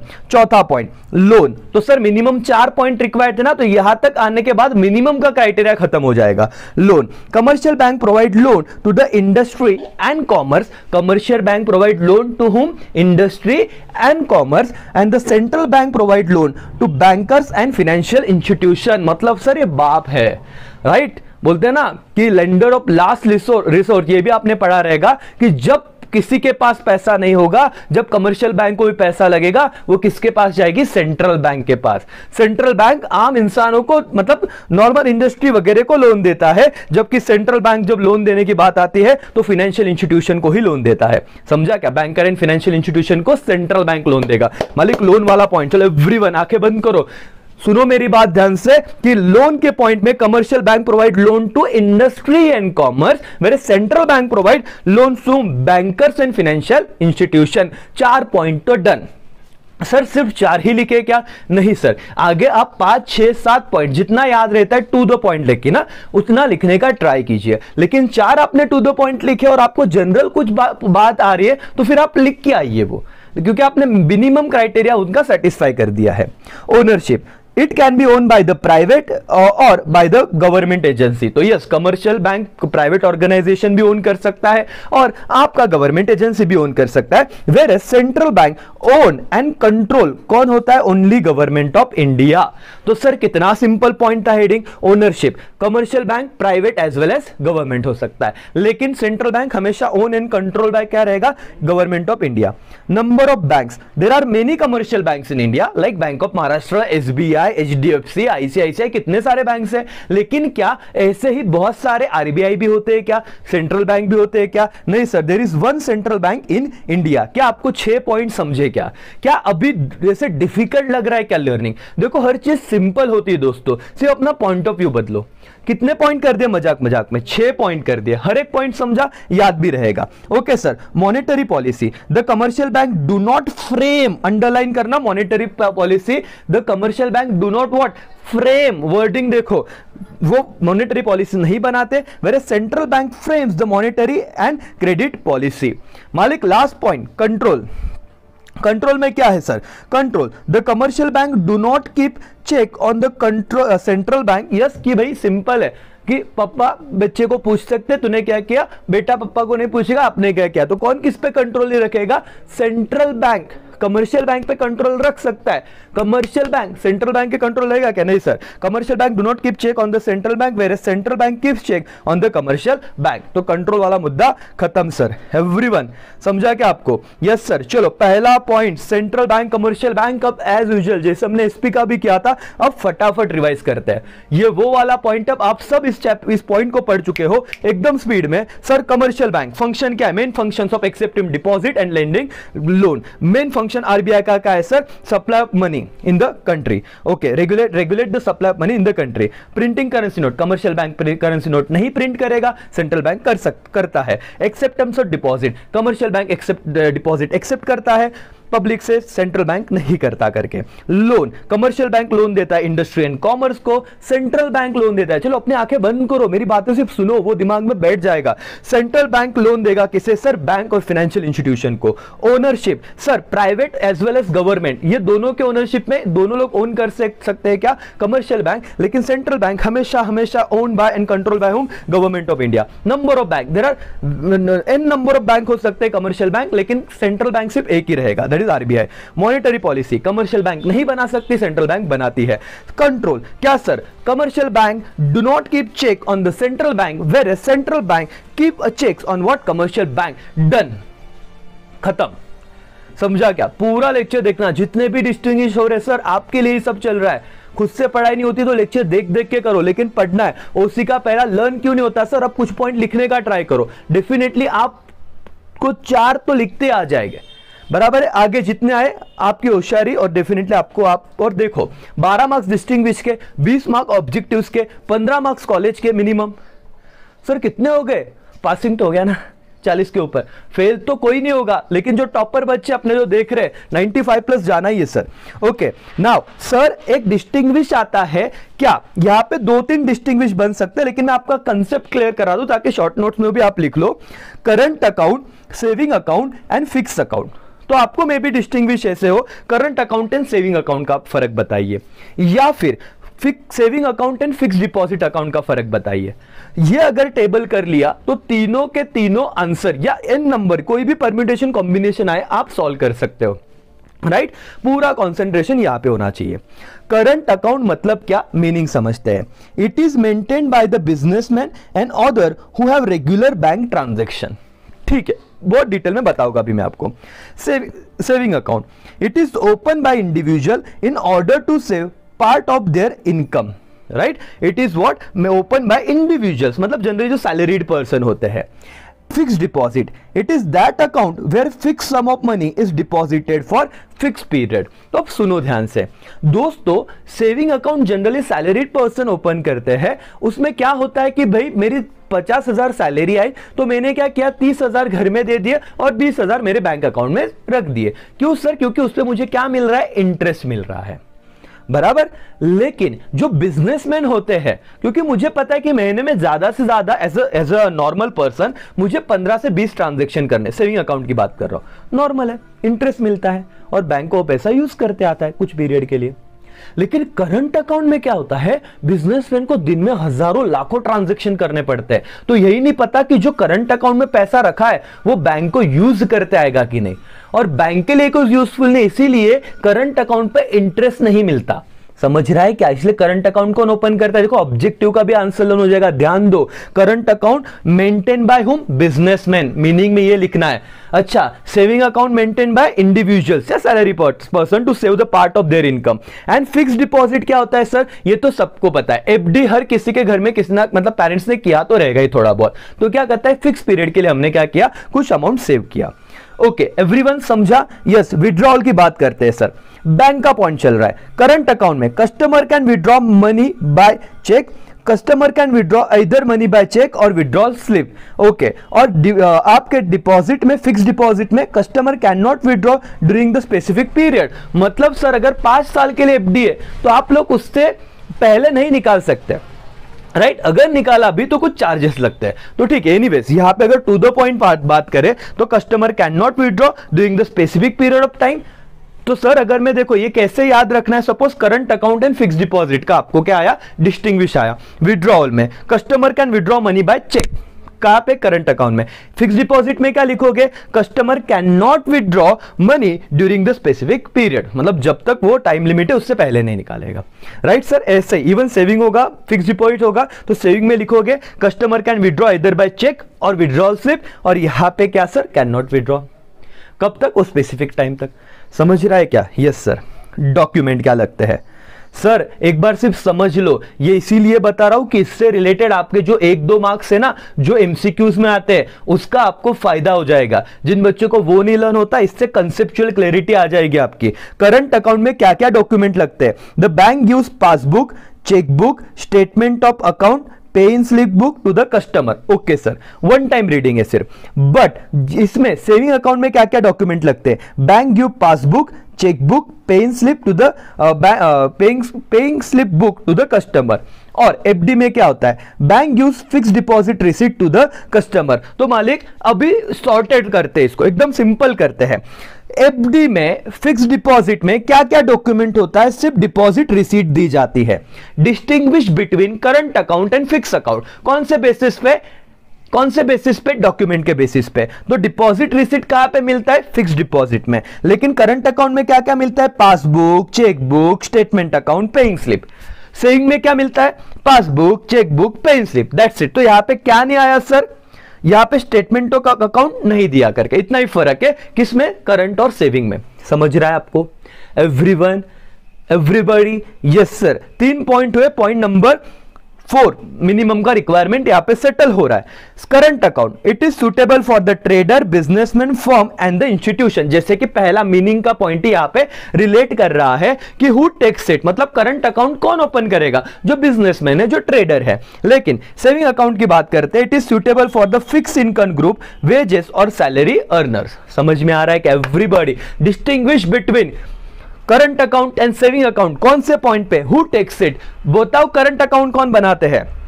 एवरीवन बोलो फटाफट। आपको ये लेक्चर आप जहां पे भी देख रहे हो, भले आप लाउडली नहीं बोल सकते, मन में आंसर को रिवाइज करना है, रिपीट करना है। मैं जो पूछ रहा हूं सर, जो बिजनेसमैन है, ट्रेडर है, वो बनाएंगे, ओपन करेंगे करंट अकाउंट, और जो सैलरीड पर्सन है ओपन करेंगे सेविंग अकाउंट। और fix account, it is suitable for any person for with temporary idle cash. Temporary idle cash मतलब क्या सर? मेरे पास 5 लाख घर में ऐसे ही पड़ा है, तो मैं क्या करूं? उसको उठा के क्या डाल दूं? बैंक में एफडी कर दूं। आइडल है ना, मतलब उसका कुछ यूज फिलहाल नहीं हो रहा है। दैट्स व्हाई ये हो गया हु टेक्स इट पे। Restriction, okay, there are no restriction on the operation of current account as long as there is a balance in account। कोई restriction नहीं, तुम कितनी बार पैसे withdraw करो। but in saving account the customer have certain restriction on withdrawal। तो मैं महीने में कुछ लिमिट तक ही क्या कर सकता हूँ? विड्रॉ, डिपॉजिट, कुछ तो ट्रांजेक्शन कर सकता हूँ, उसके बाद वो क्या लगाएंगे? चार्जेस लगाएंगे। And amount becomes due on the expiry on the fixed deposit if withdrawal earlier then the interest rate will be less than applicable। मतलब सर, मेरा एफडी का रेट था 10%, मैंने जल्दी विड्रॉ कर लिया, तो हो सकता है उसे 5% दे, मतलब 5% उन्होंने चार्जेस कट कर लिया, फिर पेनल्टी या वॉट एवर, आप कुछ भी को, क्या हो जाएगा? अमाउंट रिड्यूस हो जाएगा। सर 6वां पॉइंट, मालिक ये पॉइंट सबको लर्न करना है, सबको याद रहेगा। करंट अकाउंट में इंटरेस्ट दिया जाता है क्या? Normally interest is not given. कौन से? करंट अकाउंट में। सेविंग अकाउंट में इंटरेस्ट रेट क्या होता है? लो होता है। और फिक्स डिपॉजिट में interest rate is higher longer the period, higher will be the return. Yes sir, 5 साल के लिए मैंने पैसा बैंक में रखा, तो बैंक उसको पता है कि 5 साल तक तो ये बंदा पैसे मांगने को आएगा नहीं, तो बैंक उससे आगे किसी को लोन दे सकता है। और चलो, ये तो आपको मैं मैराथन या ब्रह्मास्त्र बाजू फटाफट हम बता रहे हैं, लेकिन याद रखो दोस्तों, बैंक कमाते ही कैसे? आपने जो 5 साल पैसा रखा, आपको 6% इंटरेस्ट दिया, लेकिन बैंक ने सामने वाले को लोन दिया, उसको 10% इंटरेस्ट बैंक ले रही है, तो बैंक ने 10% लिया, आपको 6% दिया, वो 4% बैंक का प्रॉफिट है। समझ रहा है क्या सर? तो जितना ज्यादा लॉन्ग पीरियड आप रखोगे पैसा, उतना ज्यादा इंटरेस्ट मिलेगा। मालिक इंटरेस्ट पॉइंट पे ऑब्जेक्टिव भी आ सकता है। बोलिए, नॉर्मली करंट अकाउंट में इंटरेस्ट मिलता है कि नहीं मिलता? नहीं मिलता। सेविंग अकाउंट में लो इंटरेस्ट होता है। और कौन सा अकाउंट सर? अच्छा, फिक्स डिपॉजिट में हाई इंटरेस्ट रहता है। क्यों? क्योंकि ज्यादा पीरियड के लिए होते हैं। Nature of account, it is continuous account. अच्छा, saving account is also continuous account. तो सर और मैडम, करंट और सेविंग में ये वाला पॉइंट तो नहीं आएगा, लेकिन करंट और सेविंग में इंटरेस्ट का फर्क आएगा क्या? हाँ सर। क्या? करंट अकाउंट में इंटरेस्ट है ही नहीं, सेविंग में कम है। Compare to what, fix deposit, और कंपेयर टू करंट अकाउंट ज्यादा ही है। समझ में आ रहा है क्या? Yes sir. सेविंग और फिक्स डिपॉजिट में इंटरेस्ट का फर्क बताओ। सेविंग में इंटरेस्ट रेट कम है, एफडी में ज्यादा है। Okay sir. Nature of account, ये दोनों कंटिन्यूअस है, FD fix period of time except when the fix deposit receipt is renewed. मतलब सर 5 साल के लिए रहेगा, 5 साल खत्म तो आपका वो अकाउंट क्लोज। एक्सेप्ट आप क्या नहीं करते, रिन्यू नहीं करते, मतलब वापस 5 साल के लिए अगेन डिपॉजिट नहीं कर देते।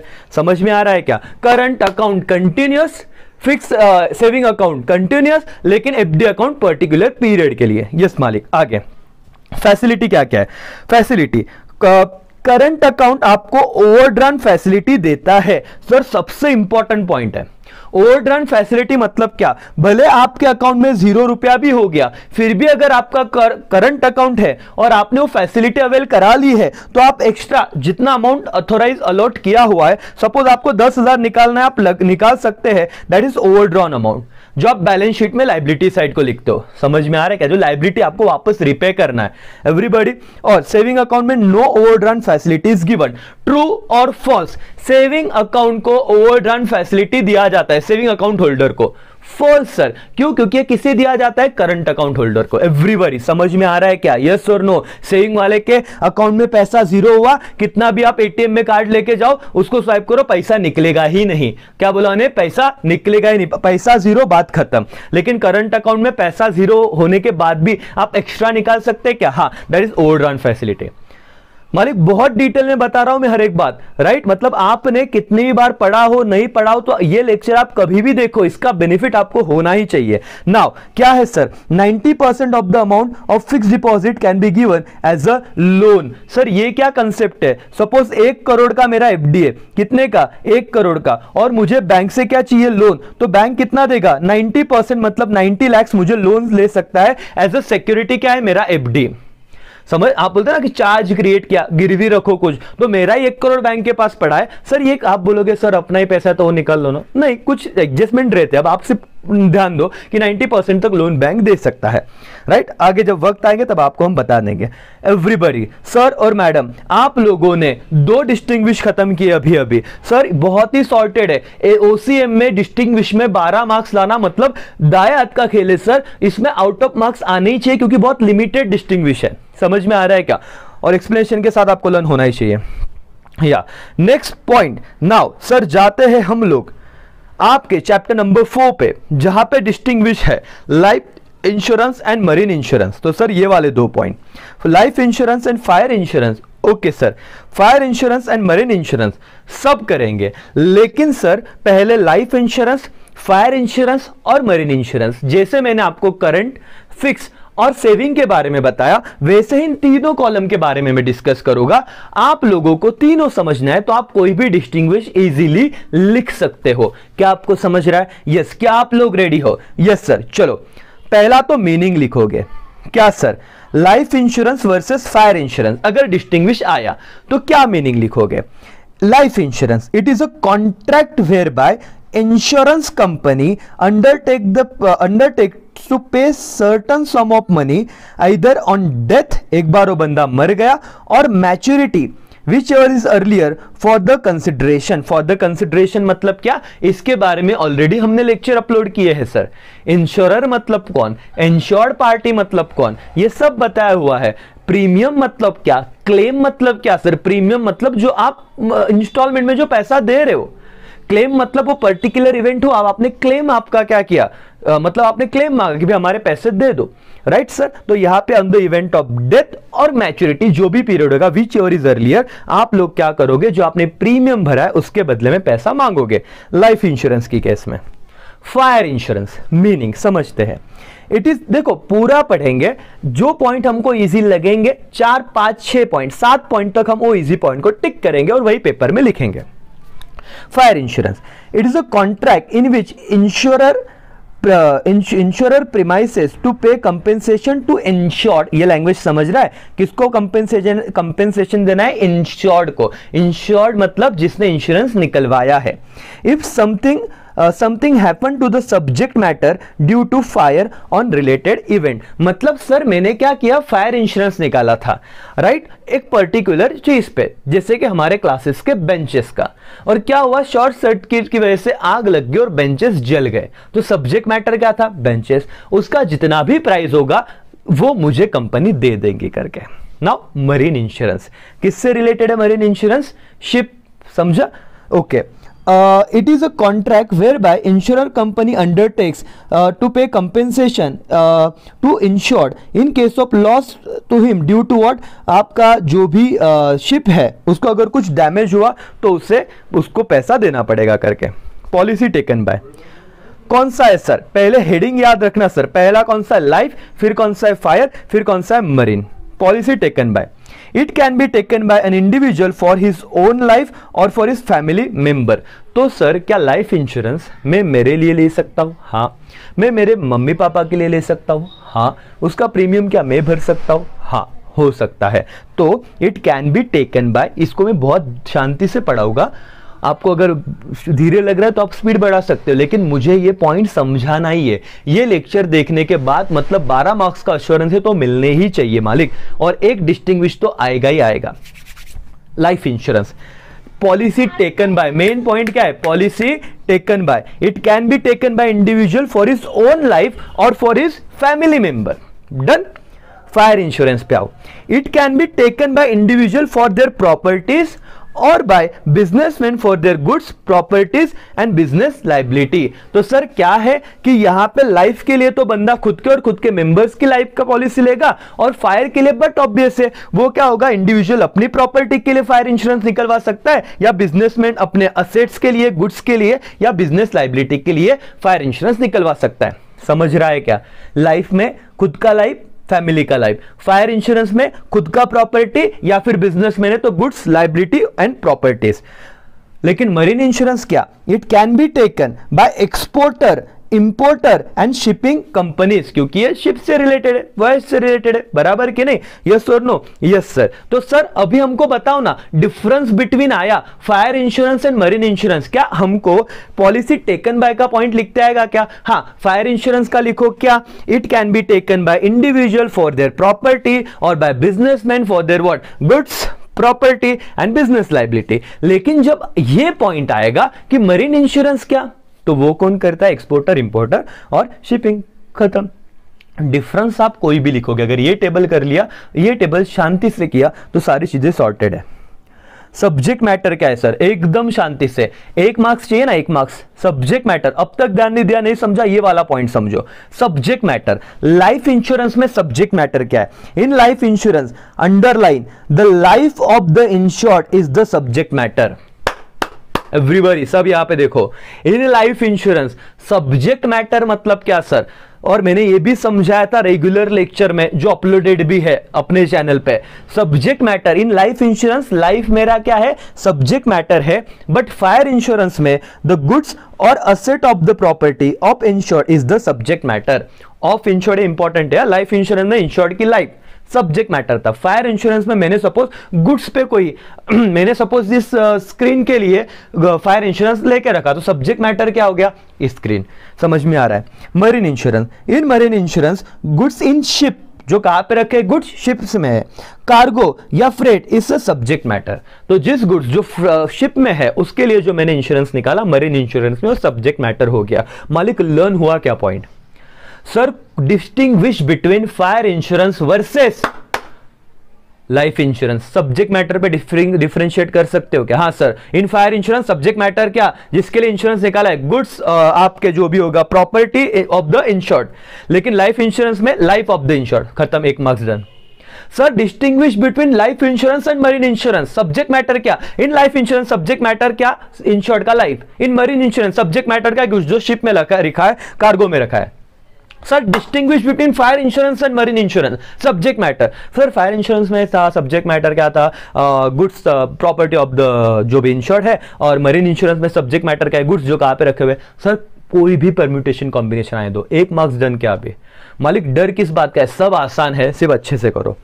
इंश्योरेबल इंटरेस्ट होना चाहिए कि नहीं, मैंने आपको पहले ही बताया था, इंश्योरेंस निकालने के लिए प्रिंसिपल ऑफ इंश्योरेंस में इंश्योरेबल इंटरेस्ट पॉइंट है। Life insurance, it must exist at the time of contract, जब कॉन्ट्रैक्ट कर रहे हैं उस वक्त इंश्योरेबल इंटरेस्ट होना चाहिए. Again fire insurance, it must exist at the time of contract and also eight the time of loss. मतलब sir ये पॉइंट समझा नहीं और समझेगा नहीं तो लर्न नहीं होगा. लाइफ इंश्योरेंस में only eight the time of contract था. फायर इंश्योरेंस में सर सपोज मैंने ये स्क्रीन पहले खरीदा, इस पे फायर इंश्योरेंस निकाला, तब तक ओनरशिप किसकी थी? इंश्योरेबल इंटरेस्ट था कि नहीं? हाँ था. मैंने क्या किया? बेच दिया किसी थर्ड पार्टी को. अब मेरा ओनरशिप ही नहीं रहा, इंश्योरेबल इंटरेस्ट ही नहीं रहा. तो समझ में आ रहा है क्या? तो it must exit eight the time of contract and also eight the time of loss. दोनों टाइप मेरा इस पे क्या होना चाहिए? इंश्योरेबल इंटरेस्ट होना चाहिए, मेरे पास ही होना चाहिए वो. एंड मरीन इंश्योरेंस में it must exit eight the time of contract and also eight the time of loss. तो सर और मैडम इंश्योरेबल इंटरेस्ट का मुद्दा कब आएगा? जब distinguish between life insurance and fire insurance आएगा तो आप लिख सकते हो. जब distinguish between life insurance and marine insurance आएगा तो आप लिख सकते हो. क्यों सर? क्योंकि दोनों में डिफर कर रहा है, लेकिन मरीन और फायर में नहीं लिखो क्योंकि यहाँ पे सेम ही है. समझ रहा है क्या कैसे पढ़ना है इस चार्ट को? Yes sir. Tenure, time period मतलब क्या है? Fire insurance, the life insurance, the policy can be issued for any number of year even until the death of the assured. yes sir, ये डिपेंड करता है कि policy का nature क्या है. एन नंबर ऑफ ईयर, जब तक death होती तब तक भी हो सकता है. Fire insurance, it is generally for short period of time like 1 year. Underline करो. Differentiate between life insurance and fire insurance. Main sub heading क्या है सर? टेन्योर. यहां पे मरने तक हो सकता है, लेकिन फायर इंश्योरेंस में एक स्पेसिफिक टेन्योर होता है, जनरली शॉर्ट पीरियड होता है. अब कितना? 1 साल. Marine insurance, it is generally for short period on May range for 1 month to 1 year. मतलब 1 महीने का भी हो सकता है, आपका 4 महीने का भी हो सकता है, लेकिन 1 साल तक ही रहेगा. तो आप लिख सकते हो like 1 year short run period, और यहां पे आप लिख सकते हो कि 1 month to 1 year, कोई भी पॉइंट रहेगा. कंपेंसेशन मालिक, कंपेंसेशन मतलब अगर अभी आपको कैसे कुछ रिवॉर्ड मिलेगा कि नहीं. It is paid either to death और maturity whichever is earlier. मेरे मरने के बाद या मैच्योरिटी हो गई, 60 साल तक मेरे होगा तब तक मेरे को प्रीमियम भरना था. मैं 60 साल का हो गया, मैं मरा ही नहीं, तो पैसे मुझे मिलेंगे. क्या सर? On the maturity. मैं 60 साल के पहले अवय के चला गया तो मेरे लीगल हेयर को मिलेंगे ऑन द डेथ और maturity whichever is earlier. Fire insurance में मुझे बताओ कब मिलेगा compensation? It is paid only if there is a loss due to fire during the term of the policy. During the term of the policy. Sir मैंने इस screen का 1 साल का फायर इंश्योरेंस निकाला, क्या जला नहीं तो इंश्योरेंस मिलेगा क्या? पैसा नहीं मिलेगा सर. और सर 1 साल खत्म हो गया, मैंने पॉलिसी रिन्यूविश नहीं किया, मिलेगा क्या? नहीं मिलेगा सर. तो जब तक पॉलिसी है उसके बीच अगर ये जला तो मुझे फायर इंश्योरेंस का जो भी क्लेम है वो मुझे मिलेगा करके. Marine insurance, it is paid only if there is a loss during the event और during the term of the policy. तो जब अगर कोई ऐसा हादसा हो गया, जैसे मैंने मरीन इंश्योरेंस आपको बताया था, कभी कभी शिप अपने पोर्ट पे होती है और अगर मैंने वो वाला इंश्योरेंस निकाला पर्टिकुलर पोर्ट पे रहने के बाद भी अगर कुछ नुकसान होता है तो मुझे भर के दिया जाता है. तीनों केसेस में आपको बताया, लाइफ में डेथ और maturity whichever is earlier. Compensation बताओ किसका? फायर इंश्योरेंस का. जब अगर मेरा वो इवेंट होता है, मिस हैपनिंग होता है, जब तक वो टर्म है 1 साल का, राइट? रिन्यू करा लिया तो कंटिन्यू होगा, लेकिन अगर इंश्योरेंस मैंने रिन्यू नहीं कराया, टर्म खत्म हो गया, बाद में आग लगी, नहीं मिलेगा. और वैसे ही मरीन इंश्योरेंस का भी है. मालिक समझ रहा है क्या? यस और नो? हर एक पॉइंट शांति से समझो. ऐसे भी सबसे डिफिकल्ट अगर बच्चों को डिस्टिंग्विश जा रहे तो यही 3 जा रहे, इसलिए मैं बहुत सॉर्टेड तीनों को साथ में लेके अभी आपको बता रहा हूं. तो शांति से सुनो, लिखो, कुछ भी करो, लेकिन एक यही पे खत्म होना चाहिए. Principal of indemnity. इंडेमनिटी मतलब क्या? नुकसान का भरपाई करा के देंगे.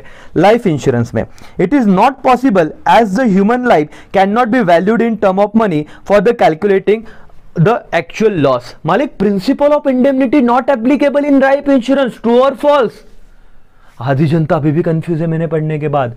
Yes sir, it is true. Principal of indemnity can not applicable in life insurance. तो 1 मार्क्स का ऑब्जेक्टिव हो गया आपका. Principle of indemnity cannot applicable in which? Life insurance. I repeat, principle of indemnity cannot applicable in what? Life insurance. क्योंकि sir मर जाने के बाद क्या वो बंदा वापस उठा सकते क्या? नहीं सर. उसके लाइफ का कोई वैल्यू कर सकते क्या? नहीं सर, नॉट एप्लीकेबल.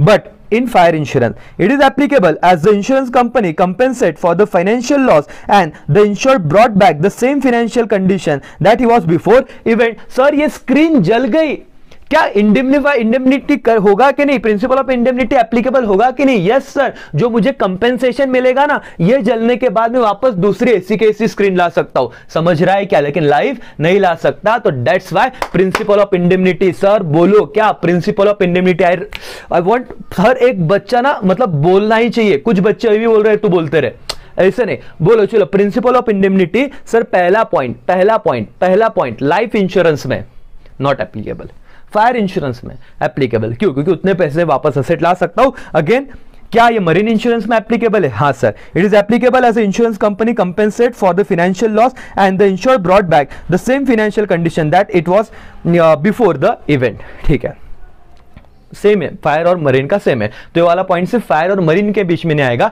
लेकिन life insurance versus fire insurance, ये वाला पॉइंट आ जाएगा इंडेमनिटी का। Life insurance versus marine insurance, ये वाला पॉइंट आ जाएगा मालिक। तो आप एक साथ तीन पॉइंट हैंडल कर रहे हो और समझ भी रहा है। Number of policy, assure can take any number of policy on the same life and compensation is paid to all the policy. हो सकता है मैंने 10 अलग अलग कंपनी से खुद के ही लाइफ का अलग अलग पॉलिसी ले लिया। समझ में आ रहा है क्या? मैं प्रीमियम दे रहा हूं ना सर, धोनी के साथ, धोनी के लाइफ का सपोज 500 करोड़ का इंश्योरेंस है, उसको जहां पे प्रीमियम भरना भर सकते तो भरेंगे करके। Fire insurance, generally only underline one policy can be taken but double insurance is possible, however compensation does not exceed the actual loss. समझ में आ रहा है? Compensation does not exceed actual loss मतलब सर, मेरा असेट था suppose ये 2 screen मिला के स्क्रीन बनाए फॉर एग्जांपल, एक पार्ट जल गया 2 लाख वाला, 2 लाख वाला पार्ट अभी भी वैसे के वैसे पड़ा है और इंश्योरेंस निकाला था 5 लाख का। आई रिपीट, सुनो, टोटल मेरा असेट का वैल्यू है सपोज ये 4 लाख और इंश्योरेंस भी निकाला 4 लाख का, पूरा जल जाता तो 4 लाख मिलता। हाँ सर, मतलब 2 पार्ट थे, ये कोई कनेक्शन नहीं था, तो सिर्फ दोनों साथ में रखे एग्जांपल के तौर पे। एक पार्ट जल गया, दूसरा आराम से चल रहा था, मुझे सिर्फ एक ही खरीदने की जरूरत है। कंपेंसेशन पूरा 4 लाख मिलेगा कि 2 लाख मिलेगा? वहां पे देखो, however compensation does not exceed the actual loss, तो 2 ही लाख मिलेगा। मरीन इंश्योरेंस, जनरली किसका पॉइंट चल रहा है? Number of policy. यहां पे भी कितनी पॉलिसी ले सकते हैं? 1 policy can be taken but double insurance is possible. दोनों में सेम लैंग्वेज है सर, तो मरीन इंश्योरेंस और फायर इंश्योरेंस में ये पॉइंट नहीं आएगा, लेकिन लाइफ इंश्योरेंस और फायर इंश्योरेंस आएगा, लाइफ इंश्योरेंस मरीन इंश्योरेंस आएगा। However compensation does not exceed the actual loss, दोनों पॉइंट सेम है मालिक। लेकिन ये कहां पे ये पॉइंट आएगा? Number of policy, life versus marine, life versus fire. Okay sir. Beneficiary, point number 1, life insurance. Beneficiary can be assured, अगर मैं जिंदा हूं तो मुझे पैसा मिलेगा, एस नॉमिनी लीगल हेयर और डेथ ऑफ द अश्योर्ड, या फिर मेरे बाद जिंदगी के साथ भी जिंदगी के बाद भी मेरे बेनिफिशियर मतलब मेरे लीगल हेयर को। फायर इंश्योरेंस में the beneficiary is the insured who has insured the property of the goods. Sir आग लगी तो असेट जले ना, मैं थोड़ी ना जला, तो मैं तो हूं ना, तो जनरली जो इंश्योर्ड रहता है उसको इसका कंपेंसेशन मिलता है, बेनिफिट मिलता है। और मरीन इंश्योरेंस में the beneficiary is the insured person और द कंपनी। अगर मेरा खुद का इंडिविजुअल पर्सन है तो मेरा इंश्योर्ड पर्सन, मेरे शिप का इंश्योरेंस, कंपनी है होगी तो कंपनी को मिलेगा, जो भी है। क्या आप पॉलिसी को सरेंडर कर सकते का? Life insurance, the policy can be surrender before the expiry subject to the certain condition, and fire insurance it can not be surrender, and marine insurance it can not be surrender. तो मालिक 4 से 5 point तो बनते ही बनते हैं। Everybody yes और no? Yes और no sir? Yes मालिक। चलो एवरीवन, आप लोगों को मैंने बहुत अच्छे से टाइम लिया। जिस बच्चे ने पढ़ा रहेगा उसका भी अच्छे से रिवीजन हो गया, जिसने नहीं पढ़ा रहेगा उसको भी बेसिक समझ गया। तो सर अब ध्यान दो, आप लोगों को price of indemnity, sorry Prince, 1 minute, पहले पॉइंट पे जाता हूं मैं एकदम फटाफट, 2 मिनट के अंदर आपका पूरा पॉइंट करा के देता हूं। सर कैसे हमने पढ़ा इसको? मैंने पढ़ा life insurance, fire insurance, marine insurance, तो मेरे 3 डिस्टिंग्विश तो टेक्स्ट बुक के खत्म हो जाते हैं लर्न करके। इसके अलावा कोई कॉम्बिनेशन हो वो भी होगा, लेकिन इसके बाहर जाएगा नहीं आपका।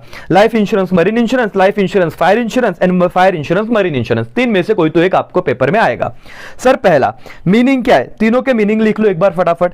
फिर पॉलिसी टेकन बाय हुम, एक बंदा उसके लिए उसके फैमिली के लिए ले सकता है। फायर इंश्योरेंस प्रॉपर्टी के लिए और बिजनेसमैन अपने गुड्स प्रॉपर्टी एंड लाइबिलिटी के लिए लेगा। और मरीन इंश्योरेंस क्या होगा? एक्सपोर्टर इंपोर्टर ले सकता है। सब्जेक्ट मैटर, लाइफ इंश्योरेंस में लाइफ ये सब्जेक्ट मैटर है, फायर इंश्योरेंस में जो मेरे गुड्स है वो सब्जेक्ट मैटर हो गए, और मरीन इंश्योरेंस में मेरी शिप है वो सब्जेक्ट मैटर जो गुड्स रखे शिप में। Insurable interest, sir insurable interest life insurance में एग्जिस्ट करता है at the time of contract. Fire insurance में at the time of contract भी होना चाहिए और at the time of loss भी होना चाहिए। मरीन इंश्योरेंस में at the time of contract भी होना चाहिए, at the time of loss भी होना चाहिए। तो इसीलिए देखो life insurance versus fire insurance point बनेगा, life insurance versus marine insurance भी सेम पॉइंट बनेगा। मेन हेडिंग क्या है? Subject insurable interest. Tenure sir, tenure क्या होता है? जब तक है जान, मतलब डेथ तक हो सकता है। यहां पे जनरली 1 ईयर का टेन्योर है। कहां पे? फायर इंश्योरेंस में। और मरीन इंश्योरेंस में 1 मंथ टू 1 ईयर का टेन्योर रह सकता है करके। समझ में आया क्या टेन्योर? Yes sir. मालिक compensation, compensation it is paid even on the death और maturity whichever is earlier. लेकिन कंपेंसेशन फायर और मरीन इंश्योरेंस में कब दिया जाएगा? जब एक्चुअल लॉस होगा, जब मेरी पॉलिसी एक्टिव है तब। एवरीबॉडी कंपेंसेशन समझा क्या? लॉस होने के बाद मिलने वाला पैसा। दोस्तों बिल्कुल कंफ्यूज मत हो, ये लेक्चर दिल से देख रहे हो, जिसको सच में शिद्दत से देखना है उसने पूरा देखा। और देखो दोनों पॉइंट 5 और 6, life insurance, money insurance, life insurance, fire insurance, यही डिस्टिंग्विश भी आने वाला है इन दोनों में से। ये चार्ट जिसने कर लिया उसका कोई 4 मार्क्स छीन नहीं सकता सर, कोई नहीं छीन सकता। ओके चलो, क्या पॉइंट है? Principal of indemnity. Principal of indemnity not applicable in case of life insurance, दोनों केस में एप्लीकेबल है। नंबर ऑफ पॉलिसी, यहां पे मैं एक ही पॉलिसी, यहां पे लाइफ इंश्योरेंस में मोर देन 1 पॉलिसी भी ले सकता हूं, लेकिन फायर और मनी इंश्योरेंस में ओनली 1 पॉलिसी, लेकिन वो डबल बेनिफिट की हुई तो चले सकता है sir. Double insurance is possible and दोनों केस में सेम है। बेनिफिशियरी, यहां पे मैं रह सकता हूं, अगर जिंदा हो तो, नहीं रहा तो नहीं, लेकिन बाकी दोनों केस में इंश्योर्ड पार्टी को पैसा मिलता है। पॉलिसी सरेंडर आप कर सकते हो क्या? फायर इंश्योरेंस और मरीन इंश्योरेंस में you can not surrender your policy, life insurance में you can surrender your policy before the expiry. Okay sir, done. क्या सर? बहुत बड़ा डिस्टिंग्विश खत्म कर दिया मालिक, बहुत ज्यादा टाइम भी लिया, लेकिन ये टाइम रिक्वायर्ड था, जरूरी था। Okay sir, bonded warehouse versus duty paid warehouse, सारे दुनिया के बोलते हैं ना कि सबसे बड़ा वीक पॉइंट। मैंने अपने चैनल पे जो क्विज लिया, जो हर बार मैं एमसीक्यूज डाल रहा हूं, अगर आप कनेक्टेड है तो बहुत अच्छी बात है, नहीं है तो हो जाइए, लिंक दिया है डिस्क्रिप्शन में। दोस्तों इतने बच्चे कंफ्यूज है, आई डोंट नो व्हाई। और ये अगर कोई आंसर देख रहा है तो उसका कौन सा क्वेश्चन हो रहा है पता है? टाइप्स ऑफ आपका वेयरहाउस। तो ध्यान से देखिएगा। आप अगर अभी थक चुके हो देख के, ब्रेक लो, लेकिन लेक्चर पूरा एक बार बैठ गए तो देख के उठना है। पानी वानी पी लो, वापस लेक्चर देखो, पूरा आपको समझेगा, गारंटी मेरी। 12 में से 12 मार्क्स लाने सर, बात खत्म। हम लोग 4 दिन 5 दिन लगा देते डिस्टिंग्विश करने, कोई अगर 2 घंटे में करवाया तो क्यों नहीं करना है। सारे दोस्तों को शेयर करो अगर आपको लग रहा है कि बेनिफिट हो रहा है। सर सबको बेनिफिट होना है, तो मैं चाहता हूं कि अगर मैं मेहनत कुछ कर रहा हूं तो मैक्सिमम बच्चों तक पहुंचे। यस मालिक। चलो, bonded warehouse versus duty paid warehouse, पहले तो कंसेप्ट समझो सर। मैं जो बोल रहा हूं अभी अपनी आंखें बंद करो और शांति से सुनो। सर आंखें सबकी बंद होनी चाहिए, सुनो सिर्फ मेरी, वो कंसेप्ट एक बार क्लियर हुआ ना तो सब समझ जाएगा। सर 2 टर्म होते हैं, एक इंपोर्टर, इंपोर्टर मतलब क्या? जो इंडिया के बाहर से, मतलब बाहर की कंट्री से इंडिया में गुड्स ला रहा है। अब मैं गुड्स लेके आया, और याद रखो दोस्तों, हमारे जितने भी समंदर के रास्ते से गुड्स आ रहे हैं या बाहर के कंट्री से कोई भी वे से गुड्स आ रहा है, एक अथॉरिटी रहती है, हम लोग टैक्स चार्ज करते हैं, custom duty, and there are so many other taxes also. तो क्या होता है सर कि कभी कभी लोगों के पास पैसा नहीं रहता टैक्स का, टैक्स पेड करने का, लेकिन बाहर की कंट्री से तो गुड्स आ गया इंडिया में, तो जिन गुड्स पे मैं टैक्स नहीं दे सकता और टेम्पररीली कुछ टाइम के लिए, अब आ तो गए इंडिया में तो कुछ वेयरहाउस में रखने पड़ेंगे। टैक्स दिया है क्या? नहीं दिया, टैक्स देने के पैसे ही नहीं थे। तो मैंने क्या किया, जिस गुड्स को मैंने इंपोर्ट किया लेकिन मैं टैक्स नहीं दे पाया, उस गुड्स को मैं कौन से वेयरहाउस में रखूंगा? बॉन्डेड वेयरहाउस में। कंसेप्ट क्लियर है क्या? जिस पे टैक्स नहीं पेड किया है। और ड्यूटी पेड वेयरहाउस तो but obvious, duty paid, tax paid कर दिया, टैक्स पेड कर दिया, लेकिन सर मेरे को ना इतने सारे गुड्स थे कि मेरा जो ट्रांसपोर्टर था लॉकडाउन लगने की वजह से वो आया नहीं। अब ड्यूटी तो पेड कर दिए, लेकिन मेरे कुछ रीजन ऐसे थे, मेरे मतलब मेरे पर्सनल रीजन या हमारे इंडिया के कुछ रीजन की वजह से मैं नहीं लेके जा पाया। तो ड्यूटी भले पेड कर दी, तो वो कहां पे रखेंगे? ड्यूटी पेड वेयरहाउस में। मालिक तो एकदम शॉर्ट में, जिस पे टैक्स नहीं दिया बॉन्डेड वेयरहाउस, जिस पे टैक्स दिया ड्यूटी पेड वेयरहाउस। मीनिंग समझते हैं चलो। in this warehouse where imported goods, समझ रहा है इंपोर्टेड का मतलब, on which duty is not paid are stored। To the point answer लिखना है सर, कुछ भी मत फेंकना, सब लर्न होगा, मेरे साथ ही करो। मीनिंग और हेडिंग भी लिखना है आपको। बॉन्डेड वेयर हाउस कौन सा sir? In it is the warehouse where imported goods on which duty is not paid are stored, and duty paid warehouse it is the warehouse where the imported goods on which duty is already paid are stored. Supervision, they are license by the government, कौन सा sir? Bonded warehouse, and work under the control of custom authority, underline करना sir, कौन सी authority? Custom authority.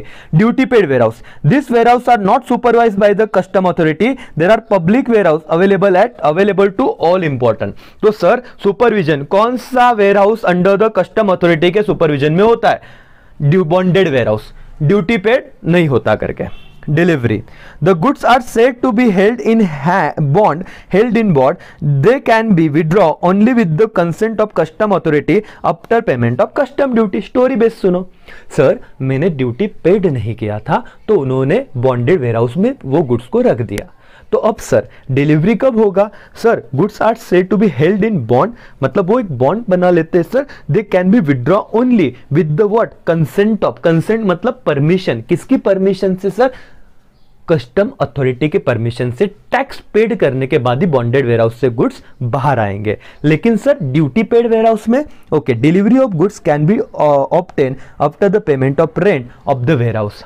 मालिक, दोस्तों, भाइयों और बहनों, मैंने ड्यूटी पेड में तो टैक्स पेड करके गुड्स रखे थे ना, लेकिन गुड्स रखे तो चार्जेस देने पड़ेंगे, रेंट वगैरह। तो सर बॉन्डेड में टैक्स दिया नहीं था, इसलिए टैक्स देने के बाद, कस्टम अथॉरिटी के परमिशन के बाद गुड्स आएंगे बाहर। लेकिन कहां पे सर? ड्यूटी पेड में रेंट वगैरह देने के बाद गुड्स डिलीवर हो गए। पर्पस क्या है बॉन्डेड वेयर हाउस का? The warehouse are useful for importer who are not able to pay the entire custom duty at the time of arrival of goods। जो मैंने कंसेप्ट आपको समझाया, आपने शांति से सुना होगा। इंपोर्ट किया, पैसा था नहीं, कस्टम ड्यूटी पेड नहीं की, तो मैं कहां पे रखूंगा? Bonded warehouse. They can pay duty in installment and withdraw the goods proportionately. और मालिक बहुत डिटेल में मैंने मेन कंसेप्ट आपको बताया था रेगुलर लेक्चर में कि सर अमूल कासार के 5 करोड़ के गुड्स आए जिसपे टैक्स था 5 लाख रुपए, टैक्स न देने की वजह से कौन से वेयर हाउस में गुड्स जाएंगे? Bonded warehouse. लेकिन सर 1-1 लाख रुपए में देके प्रोपोर्शनेट गुड्स लेके जा सकता हूं क्या? 1-1 करोड़ का? हाँ, लेके जा सकते हो आप। इंस्टॉलमेंट में पैसा दो और विड्रॉ करो प्रोपोर्शनेटली। एवरीबॉडी बधाने समझे छे? यस और नो? Yes sir. चलो सारू छे। नेक्स्ट पॉइंट कहां पे जाएंगे सर हम?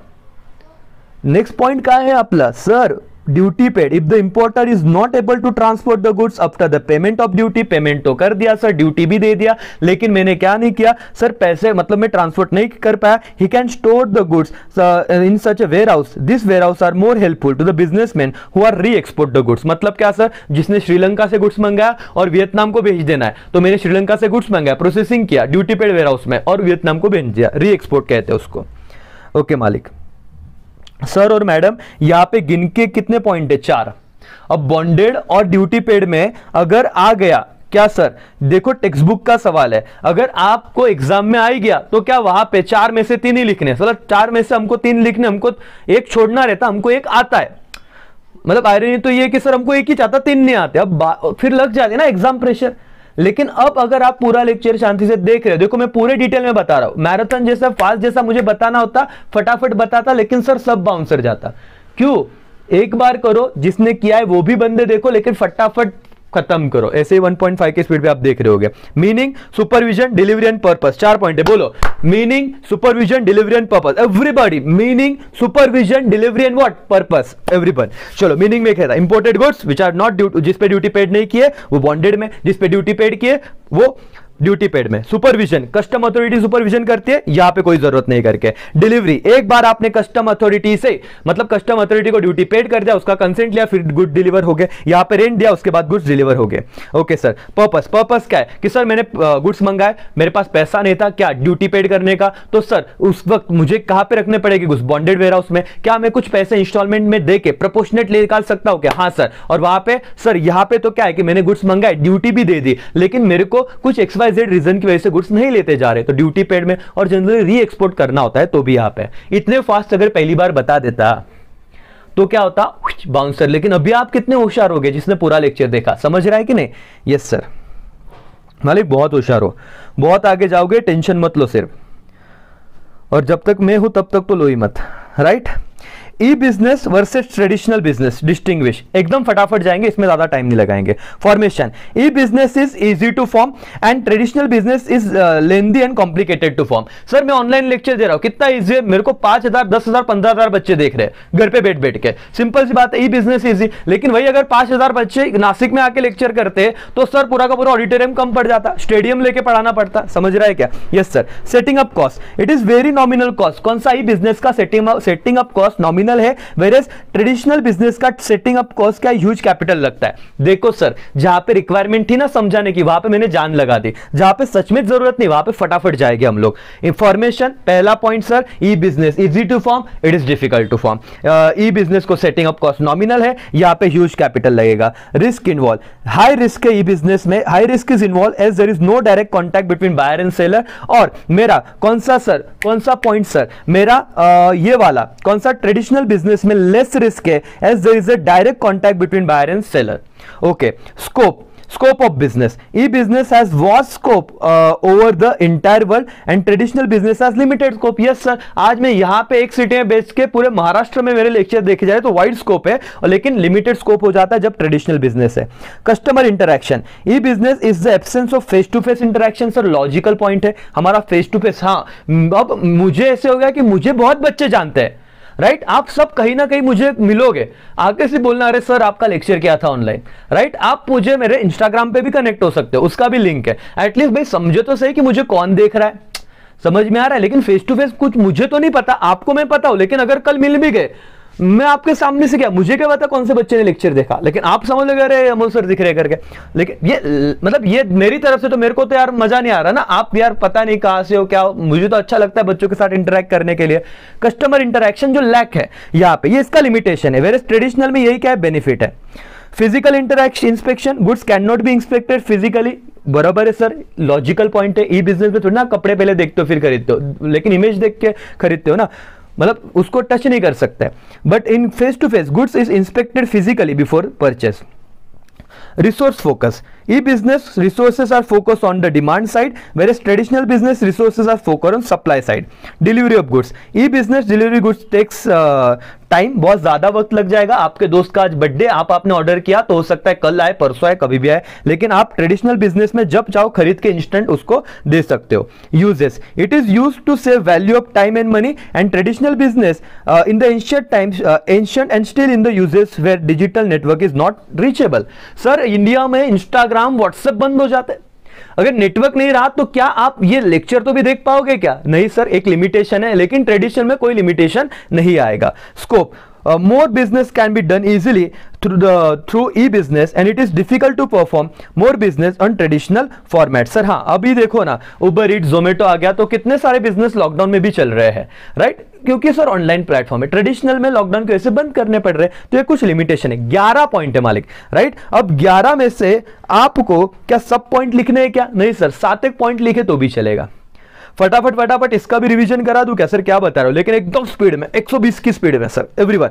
ई business formation easy difficult, setting up cost ज्यादा कॉस्ट कम, रिस्क इन्वॉल्व, ई बिजनेस में ज्यादा रिस्क, इसमें कम रिस्क। स्कोप सर, इसका स्कोप वास्ट है, इसका स्कोप, इसका मतलब इस साइड से बोल रहा हूं तो समझ लेना, ट्रेडिशनल का स्कोप कम है करके। कस्टमर इंटरेक्शन, यहां पे फेस टू फेस इंटरेक्शन नहीं है, यहां पे है। फिजिकल इंस्पेक्शन नहीं कर सकते, कर सकते हैं। Resource focus sir demand side को करता है, ये सप्लाई साइड को करता है, ये मतलब समझ रहा है ना, ये मतलब कौन सा, ई बिजनेस, ये मतलब traditional business. Very good. Delivery of goods, time लगेगा, टाइम नहीं लगेगा।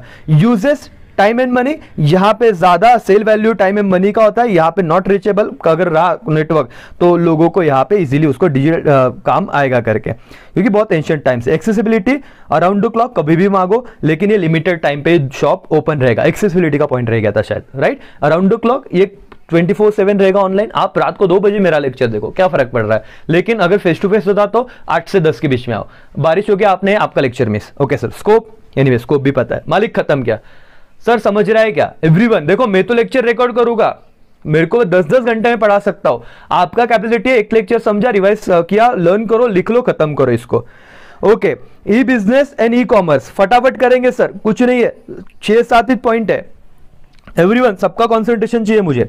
ई business, sorry e commerce, e commerce involve commercial transaction done over the internet and e business is conduct of business process on the internet. Sir, e commerce involve, underline करना, commercial transaction जब internet के through होते हैं उससे e commerce कहा जाता है। और ई बिजनेस मतलब sir, e business is conduct of business process, underline business process is on the internet. I repeat, जब commercial transaction done over the internet that is e commerce, commercial transaction e commerce. लेकिन अगर business process ही होता है तो उसे ई business कहा जाता है। मीनिंग समझा क्या एवरीवन? कम ऑन, बोलो मेरे को। E commerce meaning, E commerce involve commercial transaction done over the internet and what, E business is the conduct of business process on the internet. What is it? E-commerce is the subset of e-business and e-business is a superset of e-commerce। ये objective में आता है। ये कहां पे आता है? Objective में आता है। बताओ, ई commerce is the subset of E business, तो ई बिजनेस बड़ा है और उसका एक सबसेट क्या है सर? ई कॉमर्स है। और ई बिजनेस क्या है? सुपर सेट है। सर जाने दो सर, एक छोटा सेट है, एक बड़ा सेट है। सर क्या बोल रहे हो? लॉजिक कुछ भी हो, याद रखो, सबसेट कौन है? ई कॉमर्स ई बिजनेस का सबसेट है और ई बिजनेस सुपर क्या सेट है। ठीक है सर, खत्म। Features, e commerce only involve buying and selling of the goods and services whereas e business cover all business transaction including kinds of resale and post sale effort, सब इसमें आ जाते हैं।